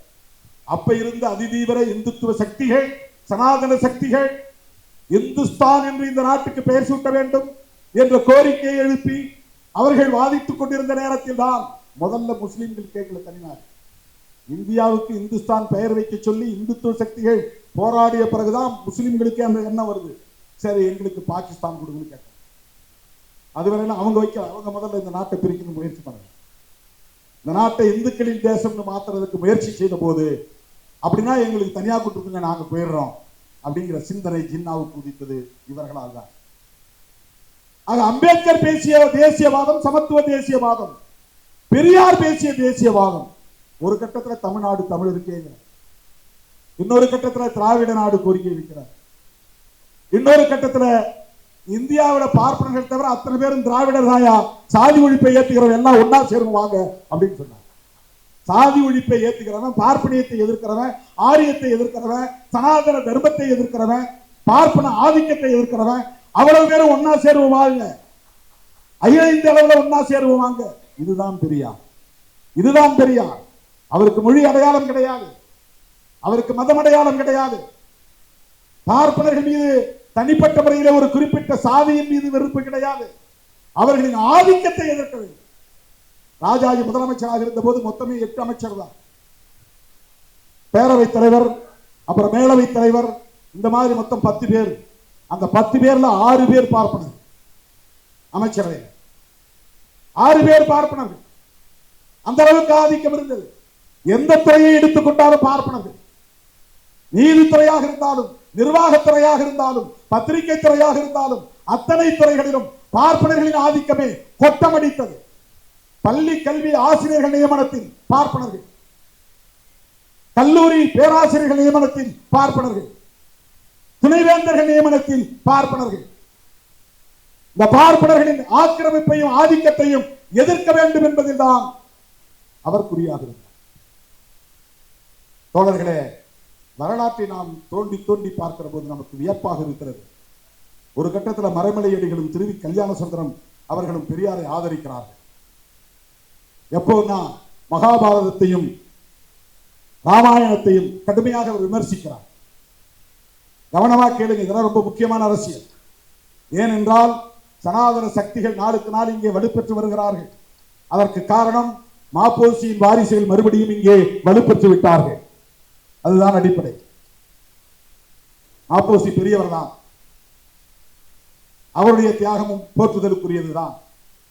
ஆனாலும் அவர் அன்றைக்கு பார்ப்பன ஆதிக்கத்தை எதிர்க்காமல் மொழி அடிப்படையிலே தனித்தமிழ் அரசு வேண்டும் என்ற கோரிக்கையை முன்வைத்தவர், மறந்துவிடக் கூடாது. அவருக்கு இந்துத்துவ எதிர்ப்போ, பார்ப்பன ஆதிக்க எதிர்ப்போ அல்லது பார்ப்பனிய கோட்பாட்டு எதிர்ப்போ அவருக்கு இல்லை. இதுதான் பெரியார் மாறுபடுகிறார், இதுதான் அவர் வேறுபடுகிறார். பெரியார் ராமாயணத்தை எதிர்த்த போது, பெரியார் மகாபாரதத்தை எதிர்த்த போது ஆதரித்த மறைமலையடிகள், திருவி கல்யாண சுந்தரம் போன்றவர்கள் நம்மை ஆதரிக்கிறார்கள் என்று இவரும் மகிழ்ச்சியில் இருந்தார். அதன் பிறகு அவருக்கு புரிஞ்சுட்டு எப்படின்னா, சைவம் ஒரு கட்டத்தில் மகாபாரதத்தையும் ராமாயணத்தையும் எதிர்க்கிற முயற்சி இருக்கு. இவர்கள் தங்களை சைவர்களாக உணர்ந்து கொண்டு சைவ இலக்கியங்களுக்கு வலு தேடுவதற்காக நம்முடைய இந்த எதிர்ப்பை அவர்கள் ஆதரிக்கிறார்கள் அப்படின்னு புரிந்து கொண்டு சைவ இலக்கியங்களை விமர்சிக்க தொடங்கினார். தேவாரத்தை, பன்னிரு திருமுறை, ஆழ்வார்களுடைய பாசுரங்கள், இவற்றையெல்லாம் கடுமையாக விமர்சிக்க தொடங்கினார். உடனே மறைமலையடிகளும் திருவிக்காவும் பின்வாங்கிக் கொண்டார்கள். பெரியார் விமர்சிக்க தொடங்கினார்.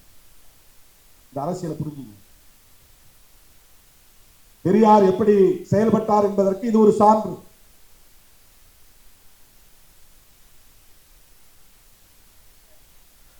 வரவழையடிகள், திருவி கல்யாண சுந்தரம் போன்றவர்கள் எல்லாம் அவர் வாழ்ந்த காலத்திலேயே இவர்தான் எங்கள் தலைவர், தமிழர் தலைவர் என்று பிரகடனப்படுத்தியவர்கள். அந்த காலத்தில் மிகப்பெரிய ஆளுமைகளாக இலக்கிய தலங்களிலும் அரசியல் தலங்களிலும் சமூக பண்பாட்டு தலங்களிலும் விளங்கியவர்கள். பெரியாரை அவருடைய தாய்மொழி என்ன என்று பார்க்கவில்லை, அவர் எந்த இனத்தை சார்ந்தவர் என்று பார்க்கவில்லை. எங்களுக்கான தலைவர் தமிழர் தலைவர் என்று சொன்னவர்கள் அவர்கள். அவர்களால் தமிழர் தலைவர் என்று போற்றப்பட்ட பெருமைக்குரியவர். ஆனா அவங்களும் எப்படி சிந்திக்கிறாங்க அப்படின்னு பார்க்கிற போது அவங்க சாதி ஒழிப்புக்கு தயாரா இல்லைன்னா வேணாம் போகும். இந்து மத சனாதன தர்மத்தை எதிர்த்து போராடுவதற்கு தயார் இல்லை என்றால் எவனும் தேவையில்லை. நான் ஒரு ஆளு நின்று போராடுவோம் போங்க. இந்த துணிச்சல் அவருக்கு இருந்தது. வெறும் 10 பேரை வச்சுக்கிட்டு 8 பேரை வச்சுக்கிட்டு 6 பேரை வச்சுக்கிட்டு தொடர் போராட்டங்களை நடத்தியவர் தந்தை பெரியார். கூட்டம் வேணும்னு யாரும் அவர் கவலைப்பட்டது கிடையாது. செய்தி ஆகணும், பத்திரிகைகளை பெருசா வரணும், டிவி டிபேட்ல வரணும் அவர் ஆசைப்பட்டது கிடையாது. அதுல அவர் இன்பம் அடைந்தது இல்லை. எவன் தன்னை ஏற்றுக்கொண்டான், எவன் தன்னை அங்கீகரித்திருக்கிறான் என்பதை பற்றி கவலைப்படாத ஒரு ஆளுமை. யார் விமர்சிக்கிறான், யார் நம்மை அவதூறு பரப்புகிறான் என்பதை பொருட்படுத்தாத ஒரு ஆளுமை. இதெல்லாம் மிக மிக மிக மிக அபூர்வம். இப்படிப்பட்ட ஒரு தலைமை தோன்றுவது, இப்படிப்பட்ட ஒரு ஆளுமை தோன்றுவது மிக மிக அபூர்வம், அரிதினும் அரிது. அவருடைய சிந்தனைக்கு, அவருடைய முயற்சிக்கு, அவருடைய உழைப்புக்கு, அவருடைய தியாகத்திற்கு இன்றைக்கு களங்கம் கற்பிக்க முயற்சிக்கிறார். தோழர்களே, பெரியார் கண்ட தேசியவாதம் சுயமரியாதை தேசியவாதம். அப்படிதான் நம்ம அடையாளம். அவர் இந்தியா ஒரு சுயமரியாதை உள்ள இந்தியாவாக, சுயமரியாதைன்னா சமூக நீதி, சமூக நீதினா சமத்துவம், அவ்வளவுதான். பெரியாரும் அம்பேத்கரும் கனவு கண்ட இந்தியா சமத்துவ இந்தியா. அவர்கள் முன்மொழிந்த தேசியவாதம் சமத்துவ தேசியவாதம், அவ்வளவுதான். மொழி உணர்வு அடிப்படையில, இன உணர்வு அடிப்படையில் அவர் நாங்க தமிழ அப்படின்னா அவர் பராக்கிரமத்தை காட்டவில்லை. அப்படி யாருக்கே அவருக்கு நாடகம் ஆட வேண்டும் என்கிற தேவையில்லை. யாரையும் ஏமாற்ற வேண்டும் என்கிற அவசியம் அவருக்கு இல்லை. சராசரி அரசியல் கட்சிகளை சொல்லணும்னா இப்படி சொல்லலாம். இப்ப அண்ணா ஒரு அரசியல் கட்சி நடத்தினார், கலைஞர் ஒரு அரசியல் கட்சி நடத்தினார். அவர்கள் பேசுறதுல ஒரு உள்நோக்கம் இருக்குன்னு நீங்க முயற்சித்தால் கூட பெரியாரை எப்படி நீங்கள் அப்படி உள்நோக்கம் கற்பிக்க முடியும்? எதற்காக அவர் வேஷமிட வேண்டும்? எதற்காக இந்திய மக்களை அவர் தமிழர்களை ஏமாற்ற வேண்டும்? என்ன தேவை இருந்தது? எந்த வாரிசுகளுக்காக அவர் சொத்து சேர்க்க விரும்பினார்? அவருடைய நோக்கத்தை களங்கப்படுத்துவது எந்த வகையிலே நியாயமானது? ஒரே வகையில் தான். என்னத்துக்காக பண்றாங்கன்னா பார்ப்பனர்களை திருப்திப்படுத்துகிறார்கள், அவ்வளவுதான். ஆரியர்களை திருப்திப்படுத்துகிறார்கள், அவ்வளவுதான். அவர்கள் எழுதி தருகிற அஜெண்டா படி செயல்படுகிறார்கள், அவ்வளவுதான். இது ரொம்ப சிம்பிளா நீங்க புரிஞ்சுக்கணும். எவன் ஒருத்தன் பிஜேபி எதிர்க்கிறது தயங்குறானோ அவன் அவர்களால் உருவாக்கப்பட்டவன் என்று பொருள். எவன் ஒருவன் மோடி அரசை எதிர்க்க விமர்சிக்க தயங்குகிறானோ அவன் அவர்களால் வளர்க்கப்படுகிறவன் என்று பொருள், அவ்வளவுதான். உனக்கு ஏன் தயக்கம்? இந்த 11 வருஷத்தில் நீ என்ன சாதித்து விட்டான்? இந்த 4.5 ஆண்டு கால திமுக அரசை விமர்சிக்கிற மோடி அவர்களை பார்த்து நான் கேட்கிறேன், இந்த 11 ஆண்டு கால ஆட்சியை நீங்கள் என்ன சாதித்து கிழித்திருக்கிறீர்கள்? சொல்லுங்க. விலைவாசி உயர்வு இன்றைக்கு சங்கம் ஒரு கிராம் எவ்வளவு? ஒரு சவரன் 1.25 லட்சம். எதனால் ஏற்பட்டது? உலக சந்தையில் இந்திய ரூபாயின் மதிப்பு இவ்வளவு தூரம் வீழ்ந்ததற்கு யார் பொறுப்பு? திமுக அரசு பொறுப்பா? திராவிட முன்னேற்ற கழகத்தின் தலைவர் ஸ்டாலின் பொறுப்பா? இந்திய ரூபாயின் மதிப்பு உலக சந்தையிலே வீழ்ந்ததற்கு யார் பொறுப்பு? 11-12 ஆண்டுகள் ஆட்சி புரிந்திருக்கிறீர்கள். என்ன மேம்பாட்டை உங்களால் காட்ட முடியும்? அதானிக்கும் அம்பானிக்கும் இந்தியாவை விற்றுக் கொண்டிருக்கிறீர்கள். எல்லாவற்றையும் முதலாளித்துவ மயமாக்கிக் கொண்டிருக்கிறீர்கள். ஒருபுறம் கார்பரேட் மயம், இன்னொரு புறம் சனாதன மயம். இதுதான் பிஜேபி ஆட்சி. முஸ்லிம் வெறுப்பு, சிறுபான்மை மக்களுக்கு எதிரான அச்சுறுத்தல், பாபர் மசூதி இடிப்பு, திருப்பரங்குன்றத்திலே மதவாத அரசியல். என்ன செய்து கிழித்து விட்டீர்கள்? என்ன சாதனையை உங்களால் அடுக்க முடியும்? 4.5 ஆண்டு கால திமுக அரசை விமர்சிப்பது எந்த அடிப்படையில் என்பதை உங்களால் சொல்ல முடியுமா? வெறும் தேர்தல் நோக்கம்தான், அரசியல் ஆதாயம். அதற்கு எடப்பாடி துணை போகிறார், தமிழ்நாட்டு மக்கள் எடப்பாடியை ஒருபோதும் மன்னிக்க மாட்டார்கள் என்பதை நான் இந்த இடத்திலே பதிவு செய்ய கடமைப்பட்டிருக்கிறேன். அவர் எம்ஜிஆருக்கு விசுவாசமாக இல்லை, ஜெயலலிதா அம்மையாருக்கு விசுவாசமாக இல்லை. வெறும் survival of the political gain, அரசியல் ஆதாயம் தேடுவதற்கு, தன்னை தக்க வைத்துக் கொள்வதற்காக சந்தர்ப்பவாத அடிப்படையிலே பாஜகவோடு இன்றைக்கு கூட்டணி அமைத்திருக்கிறார். பாரதிய ஜனதாவோடு எந்த காலத்திலும் அதிமுக கூட்டணி வைத்துக் கொள்ளாது என்று சொன்னவர் தானே ஜெயலலிதா அம்மையார். எங்களுக்கு ஞாபகம் இருக்கிறது, உங்களுக்கு ஞாபகம் இல்லையா? எடப்பாடி அவர்களை பார்த்து நான் கேட்கிறேன், அம்மையார் ஜெயலலிதா சொன்னாரா, சொல்லவில்லையா? மோடியா லேடியா மோதி பார்க்கலாம் வா என்று அழைத்தவர் தானே ஜெயலலிதா அம்மையார். ஒரு காலத்தில் நாங்கள் நம்பி ஏமாந்து விட்டோம், இனி எந்த காலத்திலும் பாஜகவை நம்ப மாட்டோம், பாஜகவோடு எந்த காலத்திலும் அதிமுக கூட்டணி வைத்துக் கொள்ளாது என்று சொன்னாரா, சொல்லவில்லையா? எந்த அடிப்படையில் பாஜகவோடு நீங்கள் கூட்டணி வைக்கிறீர்கள்?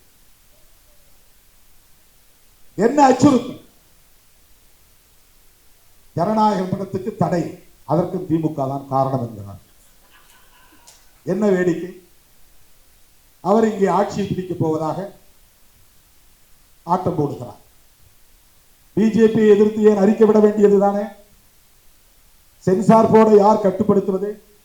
நீதிமன்றத்திலே உமக்கு எதிராக வழக்கு தீர்ப்பை தருவது யார்? அதற்கும் திமுக அரசுக்கும் என்ன சம்பந்தம்?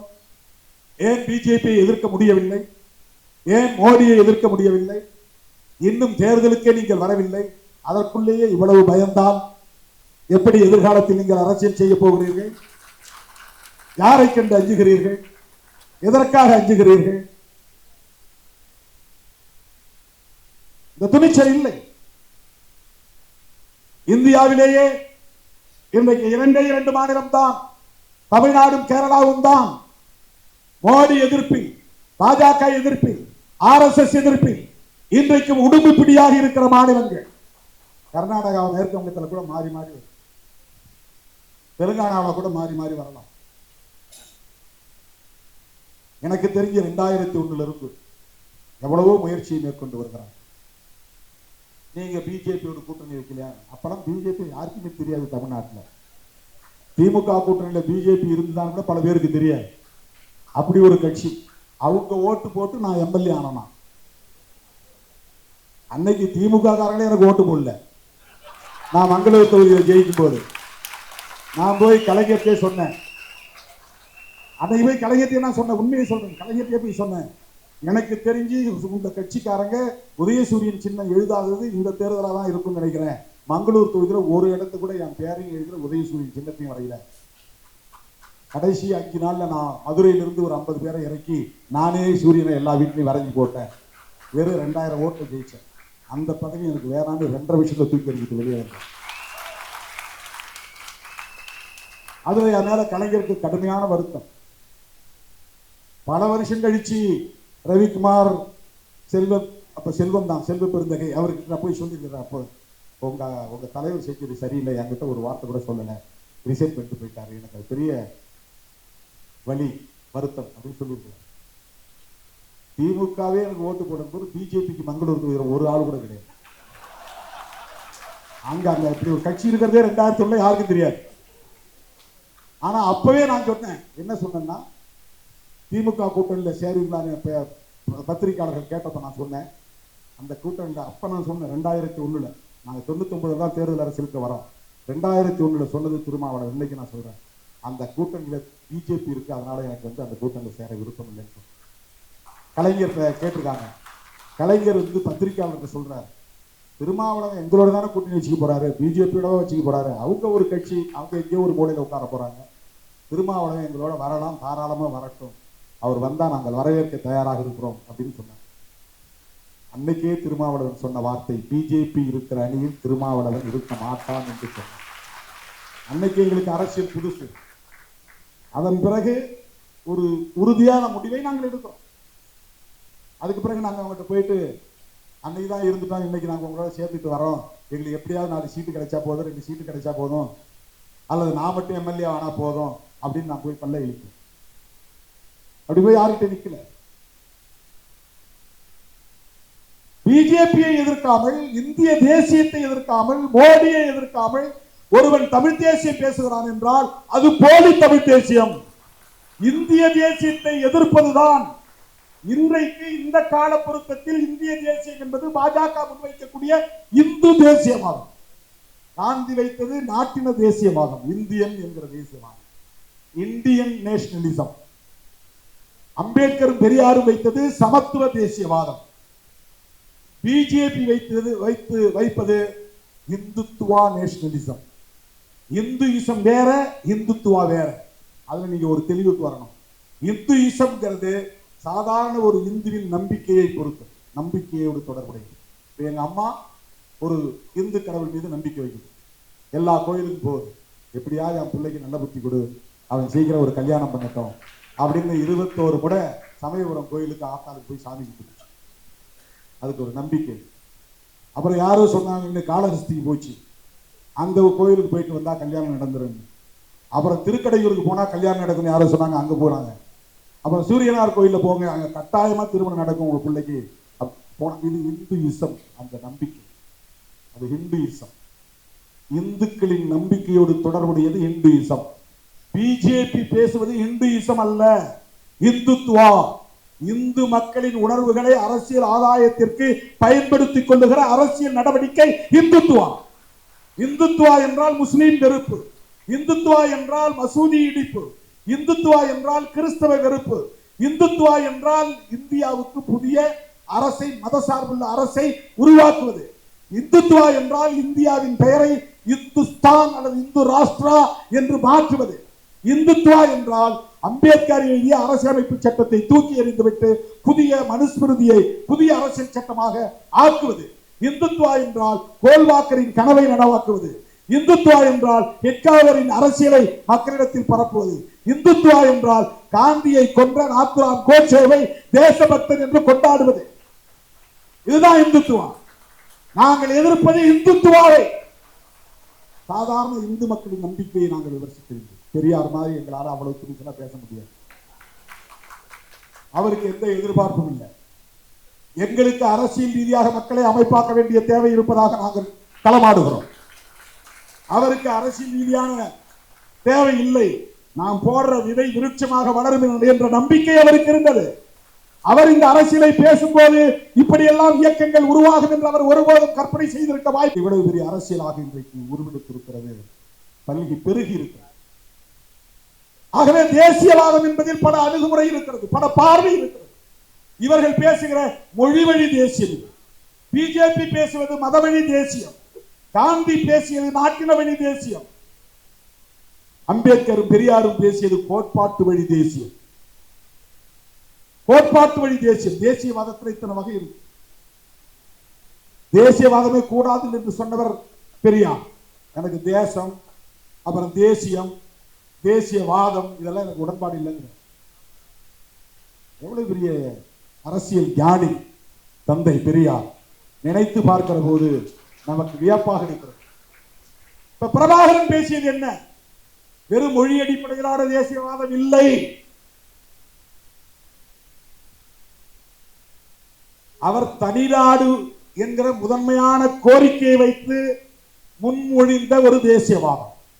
நீ பேசுற தமிழ் தேசியவாதத்தில் தனி தமிழ்நாடு உண்டா? தனி தமிழ்நாடுங்கிற வார்த்தையை நீ பேசுறா, நீ பேசுறது 100 விழுக்காடு போலி தமிழ் தேசியம். தமிழரசன் பேசியது தமிழ் தேசியம். ஏனென்றால் தமிழரசன் தனி தமிழ்நாடு கோரிக்கை வைத்தான். உன்னோட எவனோட என்னால சேர முடியாது.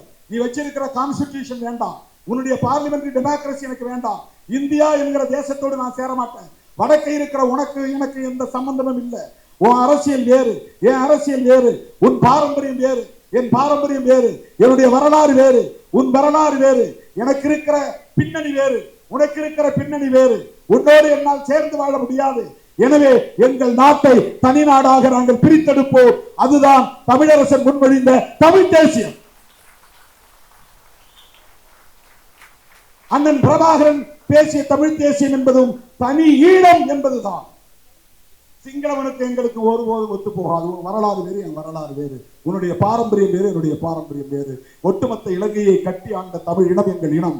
இன்றைக்கு நாங்கள் வடக்கு கிழக்கு பகுதிகளில் சுருங்கி கிடக்கிறோம். எங்களை நீ ஆளக்கூடாது, பிரிட்டிஷார் உன் கையில் அதிகாரத்தை கொடுத்து விட்டு போய்விட்டான், நாங்கள் தனியே ஆண்ட இனம், நீங்கள் தனியே ஆண்ட இனம், உன் கீழே நான் ஏன் அடிமையாக உழல வேண்டும், எனவே எங்களுக்கு தனி நாடு தேவை, அதிலே மொழி இனம் என்பதையெல்லாம் தாண்டி கலாச்சாரம், எங்களுக்கான சாதியற்ற சனாதன தர்மமற்ற ஒரு பண்பாடு உண்டு என்கிற அடிப்படையிலான கோரிக்கை, அதுதான் தமிழீழ தேசியவாதம். வெறும் தமிழன் என்கிற அடிப்படையில் அவர் விரும்புகிறது. நீ பேசுகிற தமிழ் தேசியம் எப்படிப்பட்டது? நாங்க தமிழ் தேசியம் பேசுறோம், தமிழ்நாட்டில் நாங்க தமிழ் தேசியம் பேசுறோம், எங்களுக்கு தனி தமிழ்நாடு உருவானால் மகிழ்ச்சி. ஆனால் நாங்கள் இந்த கோரிக்கையை முன்வைக்கவில்லை. எங்களை பொறுத்தவரையில் இந்திய அளவில் சாதியை ஒழிக்க வேண்டுமானால் இந்திய அளவில் ஒரு ஐக்கியம் தேவை. ராம்தாஸ் அத்வாலே என்ன மொழி, அது எங்களுக்கு தேவையில்லை. மாயாவதி என்ன மொழி, என்ன உணவு, என்ன உடை, என்ன கலாச்சாரம், அது எங்களுக்கு பிரச்சனை இல்லை. ஆனால் மாயாவதி அம்மையாரோடும் ராம்தாஸ் அத்வாலேயோடும் இன்னும் இதர பிற்படுத்தப்பட்ட சமூக தலைவர்கள் லல்லு பிரசாத் யாதவ் போன்றவர்களோடும் நாங்கள் ஒரு ஐக்கியம் கட்ட விரும்புவது இந்த மண்ணில் சாதியை ஒழித்த, சனாதனத்தை ஒழித்த ஒரு சமத்துவத்தை கட்டமைக்க வேண்டும் என்பதாகத்தான். அதே வேளையில் எங்களுக்கான மொழி உரிமைகளையும் இடம் சார்ந்த கலாச்சாரம் சார்ந்த உரிமைகளையும் நாங்கள் ஒருபோதும் இழக்க மாட்டோம். அரசமைப்பு சட்டம் தருகிற அந்த சட்டப்பூர்வமான உரிமைகளை பாதுகாப்பதற்கு,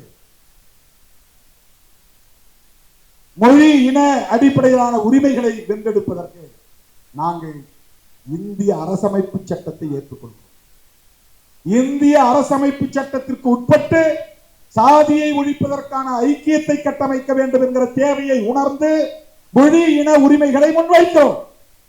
இந்தியை திணிக்காது, அது வெறும் இந்தி என்பதற்காக அல்ல, இந்தியின் மூலம் அவன் கலாச்சாரம் இங்கே திணிக்கப்படுகிறது. இதுதான் பெரியார் பார்வை, இதுதான் சிறுத்தைகளின் பார்வை. சனாதன தர்மத்தை நாங்கள் எதிர்ப்பதற்கு காரணம் வர்ணாசிரமத்தை அது முன்மொழிகிறது, அதுதான் காரணம். வெறும் இந்துயிசம் என்கிற நம்பிக்கையை எதிர்ப்பதல்ல. சனாதன தர்மம் பிறப்பால் உயர்ந்தவன் தாழ்ந்தவன் உண்டு என்கிறது. பார்ப்பனன் மட்டுமே உயர்ந்தவன், மற்ற அத்தனை பேரும் அவனுக்கு கீழே என்று அவர்களை இழிவுபடுத்துகிற ஒரு தர்மம் தான் வர்ணாசிரம தர்மம். அந்த வர்ணாசிரம தர்மம் ஒழிக்கப்பட வேண்டும். இதுதான் அரசியல் சார்ந்த ஒரு தேசியவாதம். ஆனால் இவர்கள் வெறும் மொழி அடிப்படையில் தங்களை அடையாளப்படுத்திக் கொண்டு பார்ப்பனர்களின் செயல் திட்டத்தை நடைமுறைப்படுத்துவதற்காக பெரியார் என்கிற பிம்பத்தின் மீது கை வைக்கிறார்கள். எலி குஞ்சு மோதி இமயம் சரியாது. தோழர்களே, இந்த எலி குஞ்சுகள் இமயத்தோடு மோதுகின்றன என்று நாம் ஒருபோதும் கவலைப்பட தேவையில்லை. பெரியார் உலகம் வியக்கத்தக்க வகையில் உருவெடுத்து நிற்கிறார், விஸ்வரூபம் எடுத்து நிற்கிறார். பெரியார் என்கிற தனி மனிதர் அல்ல, பெரியாரின் சிந்தனைகள், சமத்துவ சிந்தனைகள், சனாதன ஒழிப்பு சிந்தனைகள், அதுதான் பெரியார். அதுக்கு வடமொழியில மகாத்மான் தான், வேற ஒண்ணு. வடமொழியில மகாத்மான்னா தமிழ்ல பெரியார்னு அர்த்தம். மகான்னா பெரிய, ஆத்மான்னா ஆளுன்னு அர்த்தம், பெரிய ஆளு. அது தமிழ்ல இரு விகுதி மாறி பெரியார், அவ்வளவுதான். பெரியார் வடமொழியில மகாத்மா. இவர் ஒரு மாமனிதர் என்று பொருள். அதை இன்னும் தமிழ் படுத்தினா மாமனிதர். மாமனிதர் ஏன் சொல்றோம்னா மகத்தான கொள்கை கோட்பாடுகளை உயர்த்தி பிடித்தவர். அவரை இந்த காலத்திலிருந்து எதிர்த்து கொண்டிருக்கிறார்கள், தொடர்ந்து எதிர்த்து கொண்டிருக்கிறார்கள், எவ்வளவோ முயற்சித்து பார்த்தார்கள். பெரியார் 94 வயது வரையிலும் கடவுள் இல்லைன்னு சொல்லிட்டு வாழ்ந்தார். கடவுளே கடவுளே கடவுளேன்னு சொன்னவன் 30 வயசுல போனான், 40 வயசுல போனான். கோயில் குளமெல்லாம் அலைந்தவன் பாதியிலே திடீர்னு நெஞ்சு வலி குப்புறப்படுத்தி செத்து போனான்.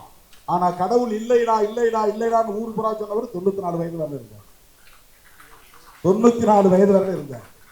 அந்த நிமிஷம் வரையிலும் சாதி ஒழிப்பில் அவர் உறுதியாக இருந்தார். இப்போது சொல்லுங்கள், நம் தலைவர் யார்? அந்த பிம்பத்தை அசைக்க நினைப்பவர்கள் யார்? சிறுத்தைகளின் எதிரிகள். அவங்க திக எதிரிகள் கிடையாது, திமுக எதிரிகள் கிடையாது. இன்னைக்கு நான் பிரகடனப்படுத்துகிறேன், பெரியாரை எதிர்க்கிறவன் சிறுத்தைகள் எதிரி.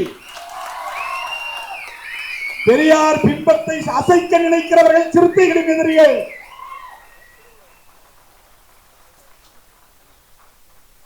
நான் மேடைக்காக பேசல, மேடைக்காக பேசவில்லை தோழர்களே. சிறுத்தைகள் பேசுகிற தமிழ் தேசியம் அரசமைப்பு சட்டத்திற்கு உட்பட்ட மொழி இன நலன்கள் சார்ந்த தமிழ் தேசியம். ஆனால் நீங்கள் நாடாளுமன்ற ஜனநாயகத்தை ஏற்றுக்கொள்கிறீர்கள், தேர்தலில் இருக்கிறீர்கள், ஓட்டு நாங்க அதிகமா வாங்கியிருக்கிறோம் பெருமை பீற்றிக் கொள்கிறீர்கள். அரசமைப்பு சட்டத்தை ஏற்றுக்கிட்ட பிறகு தேர்தலில் நிற்கிற சூழலில் நீங்கள் பேசுவது தெலுங்கு எதிர்ப்பாகவும் கன்னட எதிர்ப்பாகவும் இருக்கு. இது எப்படி தமிழ் தேசியமாக இருக்க முடியும்? கன்னடம் நாங்கள் டெல்லியில் உட்கார்ந்து இருக்கிறார், நாட்டை ஆளக்கூடியவர்கள், இந்தியை திணிக்கக்கூடியவர்கள், சமஸ்கிருத மயத்தை நடைமுறைப்படுத்துகிறவர்கள், அம்பானி அதானியிடம் நாட்டை விற்பனை செய்து கொண்டிருப்பவர்கள். இந்திரா காந்தி காலத்தில் இந்திரா காந்தியோடு நமக்கு பல முரண்பாடுகள் இருக்கலாம். தனியார் வங்கிகளை எல்லாம் தேசியமயமாக்கணும். பல துறைகளை, தனியார் துறைகளை எடுத்து அரசுடைமையாக்கி பொதுத்துறைகளா மாற்றினாங்க. ஆனா இவர்கள் பொதுத்துறைகள் எல்லாம் தனியார் ஒப்படைக்கிறாங்க, தனியார் மயப்படுத்து. காங்கிரஸ் ஆட்சி காலத்தில் தேசியமயமாக்குதல் நடந்தது, நேஷனலைசேஷன். எல்லாத்தையும் நேஷனலைசேஷன் பண்றதுதான் நேஷனலிசத்தில் ரொம்ப முக்கியமான ஒரு பங்கு. ஆனா இவர்கள் எல்லாத்தையும் பிரைவேட்டைசேஷன் பண்றாங்க, தனியார் மயப்படுத்துறாங்க. அதுவும் அவங்களுடைய பினாமிகள்கிட்ட ஒப்படைக்கிறாங்க. அதானி அம்பானி தான் ரெண்டே பேர்கிட்ட ஒட்டுமொத்த இந்தியாவை விற்றுக் கொண்டிருக்கிறார்கள். இது எப்படி உண்மையான ஒரு இந்திய தேசியமாக இருக்க முடியும்? இந்துக்களையும் ஏமாற்றுகிறார்கள். ஒரு குறிப்பிட்ட காலவரையில் திமுகவை எதிர்க்கிற காரணத்தினால், திராவிட அரசியலை பலவீனப்படுத்துவதற்கு இந்த கும்பல் பயன்படும் என்று கருதுகிற காரணத்தினால் அவர்கள் இதை ஊக்கப்படுத்துகிறார்கள். ஆனால் திமுக ஒரு வேளை பலவீனப்பட்டு போனால், திராவிடர் கழகம் ஒரு வேளை பலவீனப்பட்டு போனால், அதன் பிறகு அவர்கள் அழிக்க துணிவது தமிழ் தேசியம் பேசுகிற சக்திகளை தான் அழிப்பார்கள். ஞாபகத்திலே வைத்துக் கொள்ளுங்கள். மொழிவழி தேசியத்தை எதிர்க்கிற மதவழி தேசியத்தை எதிர்க்க வேண்டும். அதுதான் தமிழ் தேசியம். இல்லை என்றால் தனித்தமிழ்நாடு கோரிக்கையை வைக்க வேண்டும். அதுதான் தமிழ் தேசியம். தங்களுடைய இந்துத்துவ தேசியத்திற்கு பிரபாகரன் அவர்களை துணைக்கு இழுக்கக்கூடாது, அவரை களங்கப்படுத்தக்கூடாது. அவர் பெரியாருக்கு எதிரானவர், திராவிடத்திற்கு எதிரானவர், திராவிட அரசியலுக்கு எதிரானவர் அல்லது திராவிட கட்சிகளுக்கு எதிரானவர் என்பதை போன்ற ஒரு திரிபுவாத அரசியலை இந்த மண்ணில் விதைப்பது மிகவும் ஆபத்தானது. அதை விடுதலை சிறுத்தைகள் வேடிக்கை பார்க்க மாட்டோம். எப்போதும் சொல்லுவது போல் சொல்லுகிறேன், தேர்தலில் நின்றாலும் நிற்காவிட்டாலும் நாங்கள் இந்த நிலைப்பாட்டில் எப்போதும் உறுதியாக இருப்போம். தேர்தலில் வென்றாலும் தோற்றாலும் நாங்கள் இந்த கருத்தியல் நிலைப்பாட்டில் எப்போதும் உறுதியாக இருப்போம். ஆகவே எந்த கடப்பாறையை கொண்டு வந்து திராவிட அடையாளமாக, சமத்துவ அடையாளமாக, திராவிடம் என்றால் சமத்துவம், திராவிடம் என்றால் சமூக நீதி, திராவிடம் என்றால் பார்ப்பனிய எதிர்ப்பு, திராவிடம் என்றால் ஆரிய எதிர்ப்பு, திராவிடம் என்றால் சனாதன எதிர்ப்பு, திராவிடம் என்றால் சகோதரத்துவம், திராவிடம் என்றால் அம்பேத்கரியம், திராவிடம் என்றால் பெரியாரியம். அதை அசைக்க யார் வந்தாலும், எந்த கடப்பாறையை தூக்கி கொண்டு வந்தாலும் சிறுத்தைகள் எதிர்கொள்வோம், களமாடுவோம் என்பதை சொல்லி இந்த வாய்ப்புக்கு நன்றி கூறி முடிக்கிறேன். நன்றி, வணக்கம்.